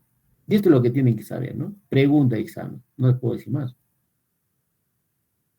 ¿Cuáles son los medicamentos que se utilizan en una terapia empírica? ¿Por qué es empírica? Porque yo le puedo iniciar tratamiento después de hacerle un pancultivo. Está la ampicilina, sí, está la cloxacilina, sí, está la oxacilina, sí, está la gentamicina, vancomicina, gentamicina. ¿Cuándo usar vancogenta? Mira, cuando es alérgico a la penicilina, ¿no? Pero si no, yo le voy a dar, pues, ampigenta, uno de los tratamientos más, ¿no? Ampigenta, ese es el paciente, ¿ya? O nosocomial, no nosocomial, endocarditis de válvula protésica, entonces probablemente puede ser resistente a penicilina, entonces vancogenta, ¿no? Vancogenta pensando que es resistente a penicilina, entonces le puedo dar vancogenta más rifa. Pero generalmente empezamos, ¿no? Ampigenta, si es alérgico a la penicilina, le van a bancogenta, ¿no? Entonces, esto es pregunta de examen, chicos. ¿Cuál debe ir a cirugía? Hemos visto, mira, eso nos ha dicho la guía, ahora el libro. Cuando las vegetaciones después siguen haciendo embolizaciones, cuando mide más de 10 milímetros, o cuando a pesar de tratamiento sigue sintomático, sigue embolizando a nuestro paciente. Aumenta el tamaño del antibiótico, entonces, de la vegetación, el paciente tiene que ir a cirugía. Si hay disfunción valvular y está haciendo falla del lado izquierdo, insuficiencias cardíacas, o perforación, ruptura, disfunción valvular. Este paciente va a cirugía. Extensiones perivalvulares, dehiscencias, bloqueos, abscesos grandes paravalvulares. Y es acá que nos dice de forma urgente y emergencia, miren. Acá ya nos ayuda a diferenciar, ¿no?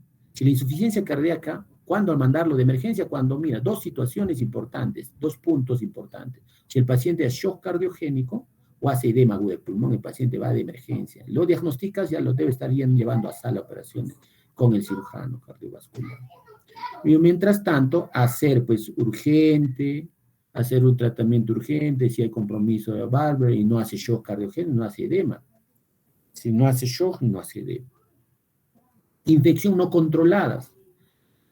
A pesar de los hemocultivos siguen saliendo positivos, cuando hay un tratamiento de 7 a 10 días, ¿no? Si sigue habiendo abscesos, sigue habiendo fístulas, este paciente va a ir a sala. Y el otro es prevención. Si la vegetación sigue más de 10 milímetros, hemos visto, o está embolizando, o por sí solo es muy grande, 15 milímetros, va a cirugía. ¿Listo? En cuanto a fiebre reumática, vamos a ir, ¿no? ¿Qué es una fiebre reumática? Es una inflamación subaguda, no supurativa, sistémica del tejido conectivo que aparece como una secuela de una infección faríngea. Entre esto, la infección faríngea más frecuente, la que va a dar, y la única que puede dar esta fiebre reumática es el estreptococo beta hemolítico del grupo A de Landsfield, que va a estar más frecuente en niños y adultos jóvenes. ¿Cuál es el germen más frecuente? Estafilococo, estreptococo, beta hemolítico, grupo A, grupo B, pregunta examen. ¿Qué afecta el corazón, la piel y el tejido conectivo? Puede existir antecedentes de faringitis estreptocócica, el tratamiento adecuado de la faringitis elimina virtualmente la enfermedad. Entonces, si hay faringitis, hay un tratamiento, hay una faga, faringoamigdalitis, abscesado, puntos de pus en las amígdalas, tengo que tratarlo, darle antibiótico para botar, para eliminar ese estreptococo de ese cuerpo. 2 a 3% de las faringitis estreptocócicas desarrollan fiebre reumática. ¿A qué tiempo desarrolla? 2 a 3 semanas post-infección faríngea, ¿no? El estreptococo. 1/3 de los casos tienen antecedentes de faringitis leve, asintomática, ¿no? Paciente, he tenido faringitis, no se me ha pasado, ha sido leve, o no he tenido ningún síntoma, pero mira, la fiebre reumática, 1/3 hacen, o han tenido una faringitis leve, asintomática. 50-70% de las enfermedades reumáticas, estenosis mitral, refieren a haber tenido fiebre reumática aguda a los 20 años, antes de que aparezca, 20 años antes que aparezca la sintomatología. Pregunta, examen he visto, ¿no? Ataca entre qué edades, entre 5 a 15, 6 a 15 años, ¿no? Si te pone ataca generalmente más de 40 años, ¿no? La fiebre reumática es otra cosa, la complicación es otra cosa, ¿no? Pero generalmente la fiebre reumática ataca de 6 a 15 años. Es rara antes de los 5 años, está entre 5 y 15 más o menos. No hay diferencia entre ambos sexos. Es común en los climas tropicales, pregunta, ¿no? Marque el que no corresponde según la etiología de la fiebre reumática, más frecuente en climas tropicales, hacinamiento, pobreza, ¿no? Por eso en los países desarrollados la incidencia es baja. Pero es más de países de subdesarrollo. Pobreza, hacinamiento, edad. Edad de presentación, 5 a 15 años por primer ataque. Edad de predominante. Es donde se produce la fiebre reumática. Es más en niños, ¿no? Más en niños. Y el humano es el reservorio natural del estreptococo grupo A de Landsfield. Es el desarrollo. Tenemos algunas predisposiciones genéticas para que nosotros podamos desarrollar la fiebre reumática. Y por eso se ha estudiado y se ha encontrado serotipos, mira, de 1, 3, 5, 6, 8, 24, frecuentemente están aislados. Colonias altamente mucoides, ¿no? Se sugieren causas autoinmunes.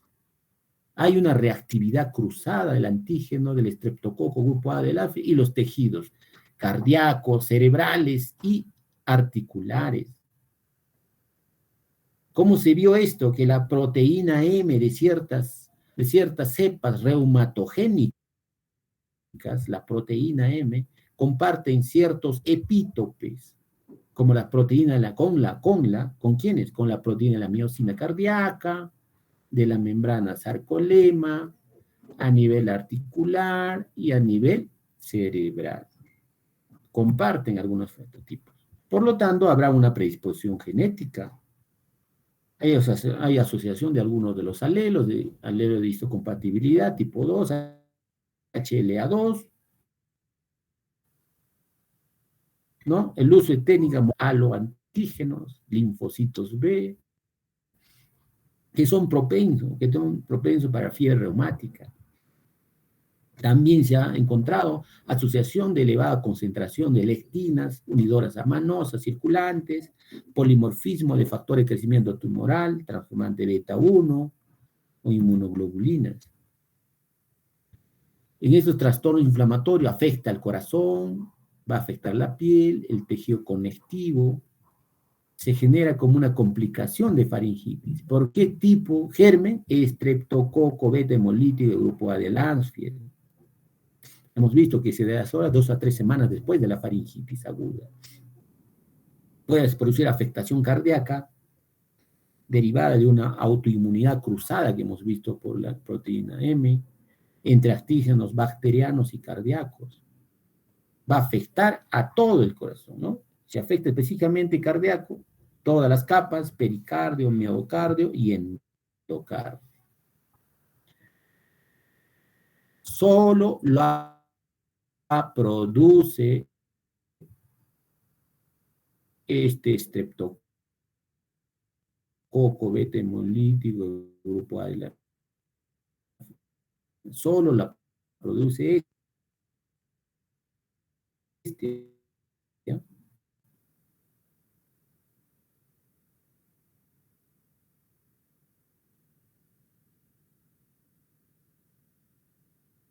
Existe la predisposición a actividad por la injuria tisular, es uno de los mecanismos inmunológicos, muy poco, muy raro la pulmonar. Los síntomas de estos, he visto, ¿no? 20 a 30 años después que te ha producido la fiebre reumática, comienza a aparecer los síntomas.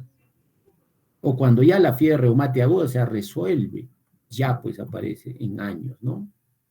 Y es así que cuando sigue persistente esta inflamación, se van a presentar los nódulos de Aschoff. Células gigantes, multinucleadas, rodeadas de macrófagos o linfocitos T. Algunos lo van a presentar anatomopatológicamente, se evidencia necrosis fibrinoide, que están circulados por células inflamatorias mononucleares, los nódulos de Aschoff. Entonces, patológicamente yo demuestro que este paciente sí tiene unas lesiones nodulares y de Aschoff, entonces este paciente es por fiebre reumática. Se ubican en el miocardio, hay una inflamación de la vasculitis, o la vasculitis se produce, que va a ser responsable de la corea de Sydenham. Cuidado, corea de Sydenham, no dice corea de Huntington, ¿no? El compromiso articular produce serositis sin comprometer cartílago. Desde la fisiopatología, cómo se presenta nuestro paciente, el huésped susceptible, que va a haber factores de hacinamiento, pobreza, todo eso. Y esto va a producir infección del estreptococo grupo A de Landsfield, ¿no? Va a producirse una respuesta al inicio de la respuesta inmunitaria. Va a haber episodios de desencadenamiento de infección de una cepa por el estreptococo y se va a producir, ¿no? Mimetismo molecular, se va a producir entre antígenos del estreptococo grupo A y los tejidos huésped, se va a mimetizar mediante esta reacción cruzada. Pero este paciente tiene que tener una predisposición, ¿no? genéticamente está predispuesto a poder desarrollarse, ha visto, ¿no? Y esto se va a producir una desmesurada respuesta inmunitaria mediada por linfocitos T. Todo este mecanismo sucede, ¿no? Paciente predispuesto, hacinamiento, infección, se expone al germen y ya tiene el factor. Y por lo tanto hará un primer episodio de fiebre reumática aguda. Y si esto sigue persistiendo, sigue inflamando la fiebre reumática más nuevamente, se producirá la cardiopatía reumática, ¿no? Esa es la cardiopatía. ¿Cómo se genera? Se infecta el paciente, ya se infecta, hay una degradación del estreptococo, se absorbe y se presenta los antígenos, este se mimetiza, mientras se presentan los macrófagos y los macrófagos reaccionan, presentan a las células T, estos lo presentan a las células T y producen citoquinas antiinflamatorias, activación de las células linfocitos B, las células B, y producen estos inmunocomplejos y se denominan antiestreptococos. Pero como se ha mimetizado todo eso por la proteína M, por presentar mismos haplotipos, esto va a producir una reacción cruzada con el corazón, cerebro y articulaciones, ¿no? Van a producir a nivel de estos tres órganos lesiones. Por lo tanto, producirá una membrana celular del estreptococo por sus epítopos o epítopos del tejido humano que van a producir una reacción, ¿no? Con ácido hialurónico, N-acetilglucosamina de la cápsula, hacen su reacción con este ácido hialurónico del tejido articular y se produce una artritis. La proteína M hidratada, hidrato de carbono de grupo A, la N-acetilglucosamina de la pared celular van a hacer ya una reacción ¿con quién? Con la tropomiosina de la proteína M de la miosina, ¿no? Y las glucoproteínas del corazón se van a producir una reacción. Todos estos producen una reacción y por lo tanto producirá pues unas alteraciones a nivel de esto. Pero las lipoproteínas en el protoplasma, que están más presentes a nivel neurológico, van a producir unas alteraciones también cruzadas, afectarán los ganglios basales, que son el caudado y el putamen. Y estos puede ser que la reacción humoral desaparezca o persista. Si persiste, se hace persistente la inflamación, van a poder los cuerpos de Aschov, producirá una reacción celular y su persistencia activará las células T. Toda esta reacción, esta activación va a producir activación de las células T, linfocitos T. Y el tejido cardíaco se afectará. En cuanto a la clínica, vamos a ver que se afecta grandes articulaciones en forma asimétrica, migratoria y es benigna, ¿no? Grandes articulaciones migratorias y eso va a ser benigno porque va a resolverse y responden espectacularmente al ácido acetilsalicílico estos pacientes, responden espectacularmente. Vamos a tener la pancarditis que afecta al miocardio, pericardio, endocardio, van a afectar a las válvulas, la mitral, la aórtica, las cuerdas tendíneas también, van a producir insuficiencia mitral, que es el signo más característico, y se va a manifestar por un soplo sistólico regurgitante. Vamos a ver. O existe la lesión de los ganglios basales y van a producir un núcleo, y de los núcleos caudados que van a producir los movimientos involuntarios. Tenemos criterios mayores y menores para el diagnóstico, más una evidencia de la infección del estreptococo. Criterios mayores, la poliartritis, eritema marginado, nódulos subcutáneos, carditis y corea minor, o Seidenhall, corea minor, Seidenhall. Los criterios menores, la fiebre. Pregunta de examen. Criterios mayores versus criterios menores. Pero tiene que haber una evidencia de la infección del estreptococo, ¿no? Debe haber. Hacemos los títulos de Aslo, un anticuerpo frente a estreptococo, vamos a hacer cultivo exudado faríngeo positivo, o que tenga una carlatina frecuente. Ya tenemos los criterios mayores y menores. Por lo tanto, se requiere la presencia de dos criterios mayores para hacer diagnóstico de fiebre reumática, o un criterio mayor y dos menores, uno mayor y dos menores, fiebre y artralgia, puede ser, ¿no? Y asociado a esto, la evidencia de la infección del estreptococo hemolítico de grupo A de Lanzo.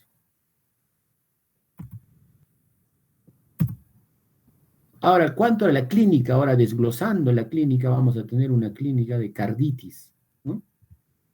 Pregunta de examen, ¿no? ¿Cuál es la complicación más frecuente de la carditis? Es que causa mayor mortalidad en la fase aguda. Mira, la causa de mayor mortalidad en un rango se presenta la incidencia en un 40-90%, promedio 50% de los pacientes, mira, carditis.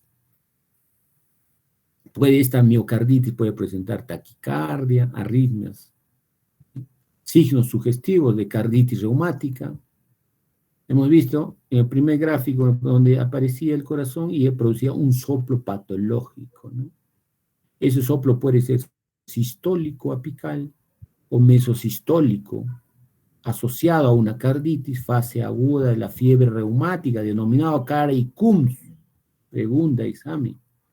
El soplo de Cara-Coombs es sistólico y diastólico. Se presenta ¿en dónde se presenta? En la fiebre reumática, fase aguda. El agrandamiento cardíaco sí va a ser progresivo en este paciente si continúa la carditis, va a ser evidencia de insuficiencia cardíaca, sí, en caso de quienes hacen insuficiencia cardíaca, cuando hay compromiso del miocardio, y se denomina miocarditis. Signos de pericarditis, derrame pericárdico, puede existir. El otro criterio mayor se llama artritis o poliartritis.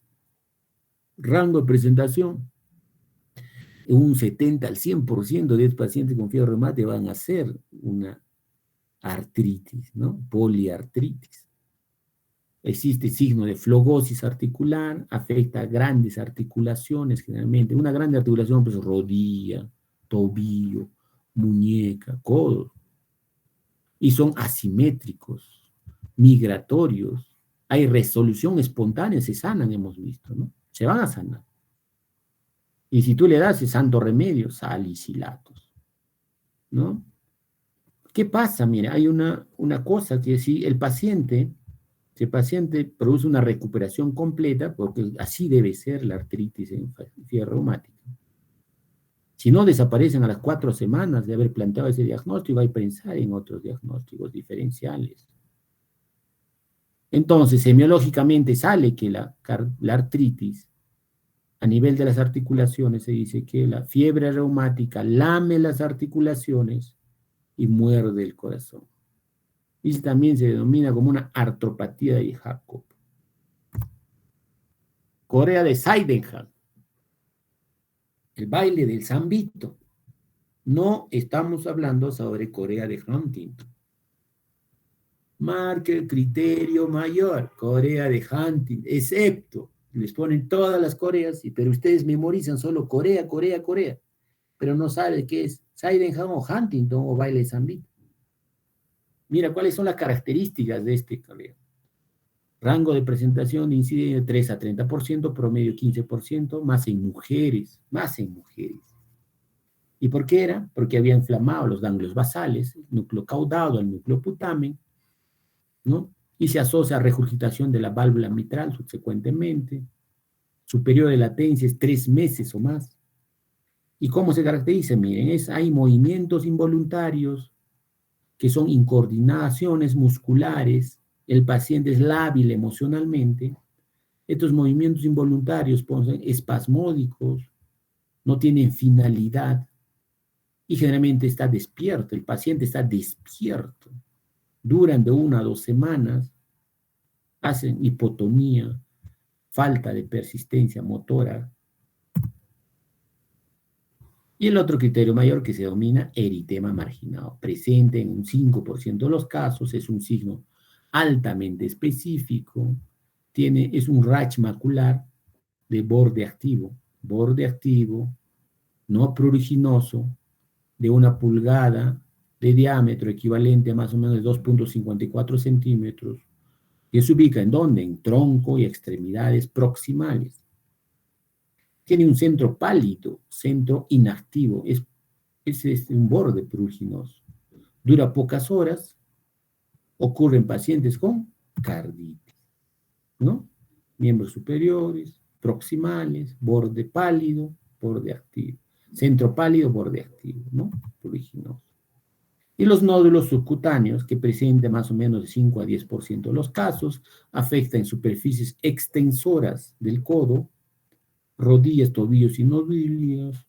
Sus lesiones son lesiones de 0,5 a 2 centímetros de diámetro, son dolorosas y móviles, ocurren en pacientes también con carditis. Tenemos los criterios, manifestaciones menores, hemos visto que tiene la fiebre, ¿no? Artralgias, grandes articulaciones, epistaxis, dolor abdominal por distensión hepática. Entonces, lo revisa los criterios de Young, los americanos, y dan, pues, ¿no?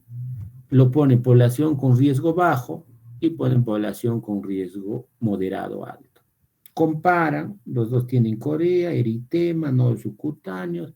Lo que varía un poco son las artritis, ¿no? La carditis es lo mismo, la artritis, ¿no? Riesgo bajo, riesgo moderado. Los dos tienen artritis, el otro en riesgo moderado alto, incluida poliartritis, pero monoarticular también o poliartral. Esos son los criterios principales. Los otros criterios secundarios o menores, diría que haga, en este caso, los de riesgo bajo son poliartralgia. O sea, le duele varias articulaciones y va a ser migratoria, asimétrica, ¿verdad? Y las poblaciones con riesgo moderado alto, vamos a tener las monoartralgias. Los dos hacen fiebre, el BCG va a estar más incrementado en aquel de población de riesgo bajo, ¿no? La reacción, la PCR, va a estar mayor o igual a 3 miligramos por decilitro, igual en los dos, solo la BCG está un poco más incrementada en los de riesgo bajo. Puede haber alteraciones, miren, electrocardiográficas, intervalo PR largo, ¿no? Intervalo PR largo. Entonces, reactantes de fase aguda. ¿Qué le voy a pedir yo a mi paciente en el laboratorio? Los reactantes de fase aguda para ver pues, si hay un proceso infeccioso. Dentro de eso están los hemogramas para pedir y valorar la anemia, la velocidad de cimentación globular, que son el seguimiento de las enfermedades. La PCR no se afecta por insuficiencia cardíaca. Entonces, si no se afecta, hay que ver, pedimos para ver si está positivo o negativo, más de 3 miligramos por decilitro. Las mucoproteínas, las gamma globulinas, pruebas de infección estreptocócica, porque hemos visto que debemos demostrar la infección en nuestro paciente. Pruebas, ¿no? Debemos demostrar la presencia con la antistreptolucina. Test de anticuerpos de 3 a 4 semanas de infección. Hay que pedirle, ¿no? Pero hay algunos que van a salir negativos. Mira, ¿cuántos salen los negativos? 67% de los pacientes con casos van a ser negativos. Otras pruebas de función hepática, anticuerpos, la evidencia a nivel radiológico que van a producir neumonitis reumática.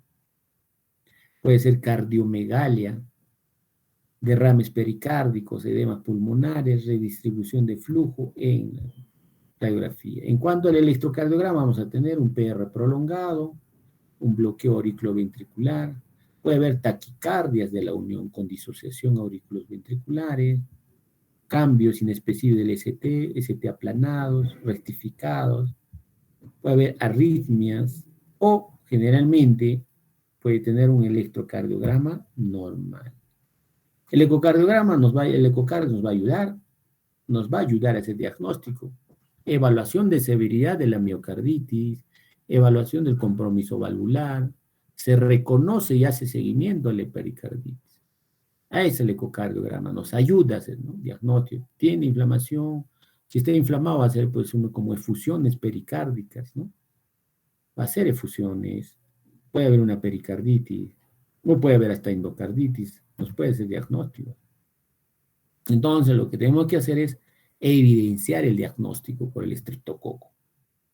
Entonces, esa evidencia del estreptococo más dos criterios mayores, como un criterio mayor y dos menores, o dos criterios menores sustituyen a un mayor, con eso hacemos el diagnóstico. Esto en fiebre reumática, igual que en algunas endocarditis, Podemos hacer diagnósticos de artritis reumatoidea juvenil, lupus, enfermedad de tejido conectivo, artritis reactivas, Yersinia, Enterocoli, Shigella, Salmonella, las hemoglobinopatías y la enfermedad de Kawasaki. Por lo tanto, hay diagnósticos diferenciales con artritis, carditis, coría, ¿no? Diagnósticos diferenciales. Tratamiento. En cuanto al tratamiento, lo que debemos de hacer en nuestro paciente es la única manera de evitar las complicaciones no supurativas, ¿no? Entonces tú vas, buscas, ves que el paciente tiene una molestia faríngea, porque hemos visto que un tercio de estos pacientes pediátricos, niños, van a hacer sintomatología leve o asintomática. Entonces hay que hacer carrasperas, algo, ¿no? Entonces evaluemos a este paciente. Y si el paciente está con supuración, ¿no? Tiene puntos de pus de este paciente, entonces tenemos que hacer una evaluación. ¿Para qué? Iniciar tratamiento antibiótico y así evitar que éste siga supurando, se complique más y se perpetúe esta bacteria en ahí. Esta infección, esta bacteria que es el Streptococcus beta hemolítico del grupo A. Hacer un diagnóstico, si podemos, hacemos clínicamente, vemos el puntos de pus y damos antibiótico. Damos un tratamiento adecuado, verificamos que se cumpla, le damos, si es amoxicilina, le ponemos cada 8 horas, 5 días, y erradicamos el estreptococo. Y podemos dar posteriormente una profilaxis a largo tiempo para pacientes con compromiso y sin compromiso cardíaco. Vamos a ver, cada uno tiene. Entonces, ¿qué es prevención primaria? Erradicar el estreptococo de la misma del tejido faríngeo, prevención primaria, para que éste no nos produzca infecciones repetitivas, frecuentes, no nos produzca esta infección. Entonces, ¿cómo yo debo dar? Penicilina benzatina, más usada 1.200.000 intramuscular una vez. Ya, pues con eso ya maté. La penicilina benzatínica vive 28 a 30 días en la sangre y lo va a matar al estreptococo. Prevención primaria antes que haga la fiebre reumática, pero he hecho faringitis, ¿no? ¿Qué nos dicen las revisiones? Penicilina benzatínica, iniciación intramuscular 1.200.000 de unidades, ¿no? Si pesa menos 30 kilogramos de peso, hay que dar el 50%. Pero la penicilina benzatínica, una vez. Ya estamos haciendo fiebre reumática, prevención primaria. O el otro, si no tenemos, le damos pues la eritromicina, ¿no? Oral, 10 días, dependiendo, ¿no? Ahora ya es otra cosa que ya le dio a nuestro paciente, ya le dio la fiebre, ¿no? Ya le dio la fiebre. Entonces, ¿qué voy a hacer? Le voy a dar nuevamente penicilina benzatínica. 1.200.000 intramuscular cada 3 a 4 semanas. Le voy a dar, mire, tengo acitromicina, una vez cada 5 días, ¿no? Tengo la característica. Y es así, miren, que acá el tratamiento farmacológico de elección para la prevención secundaria de la fiebre reumática. ¿Qué es prevención secundaria? Cuando ya, pues, la fiebre reumática ya se presentó. No queríamos que se presente la fiebre reumática. Por lo tanto, yo voy a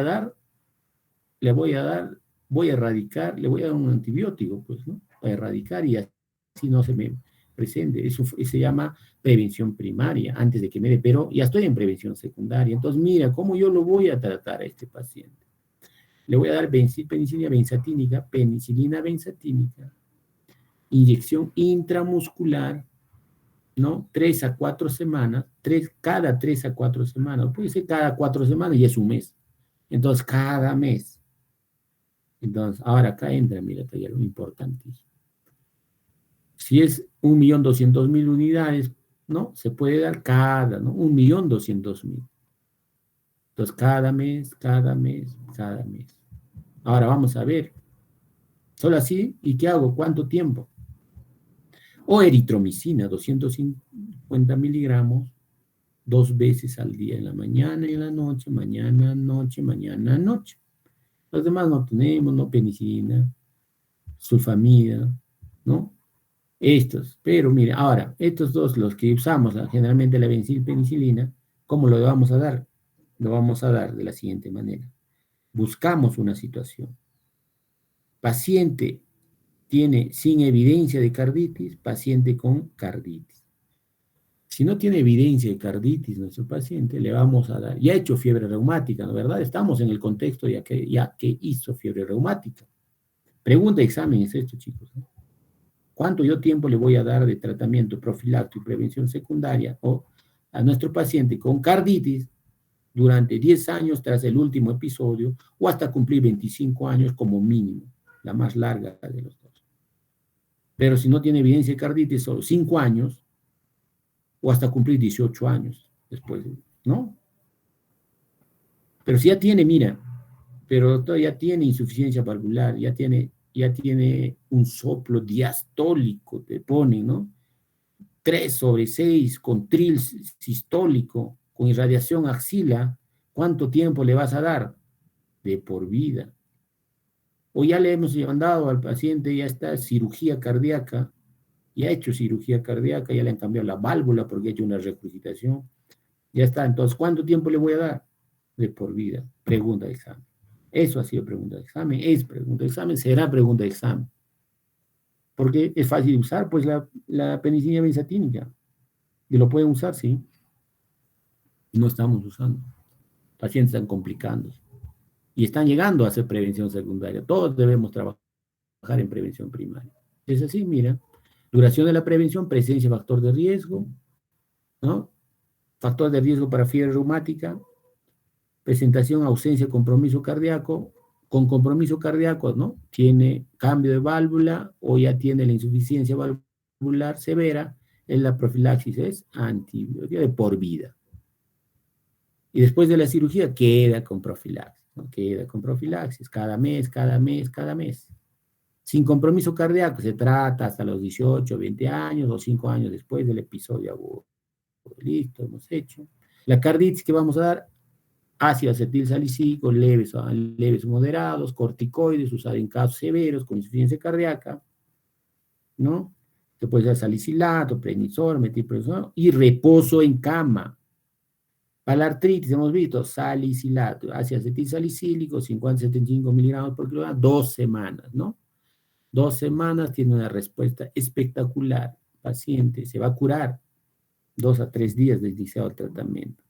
Corea de Seidenberg, baile el zambito. ¿Qué hace? Reposo en cama, evitar estrés, no ver televisión, no escuchar radio, ¿no? Debe estar en reposo, porque el estrés lo va a estimular los movimientos involuntarios. Realmente es más en mujeres. A veces tenemos que usar estos tipos de medicamentos, Venobarbital, aloperidol, valproato, ¿no? En cuanto a reposo de cama, mira, ¿no? Carditis que tenía. Si tiene el reposo de cama, si tiene carditis, o perdón, si no tiene carditis, y si tiene carditis, acá, con carditis. Carditis con cardiomegalia, sin carditis, y carditis sin cardiomegalia. Sin carditis, 2 semanas de reposo, 2 semanas de ambulación. Gradual, 2 semanitas. Ahora, si ya tiene carditis, sube a 4 semanas, el doble, ¿eh? Con carditis ya te está hablando de 4 semanas de reposo, sin cardiomegalia. Pero si ya tiene cardiomegalia, 6 va, ¿no? Con carditis, 4 semanas. Sin cardiomegalia. De reposo, 4 semanas y 4 de ambulación. Con carditis, pero con cardiomegalia, 6 semanas. Reposo y ambulación. Carditis con insuficiencia cardíaca, hasta que la insuficiencia cardíaca se tolere o se trate, y 3 semanas de ambulación. ¿Listo? Ok. He tratado de recalcar las cosas puntuales en este tema para que puedan saber, pero tienen que estudiar, chicos, por favor. Ok. Entonces, la próxima clase creo nos toca ya valvulopatía, o por ahí, ¿no? Entonces, nos vemos el próximo jueves. Buenas tardes. Mañana con el grupo de rotación, como hemos quedado, por favor. Gracias. Buenas tardes.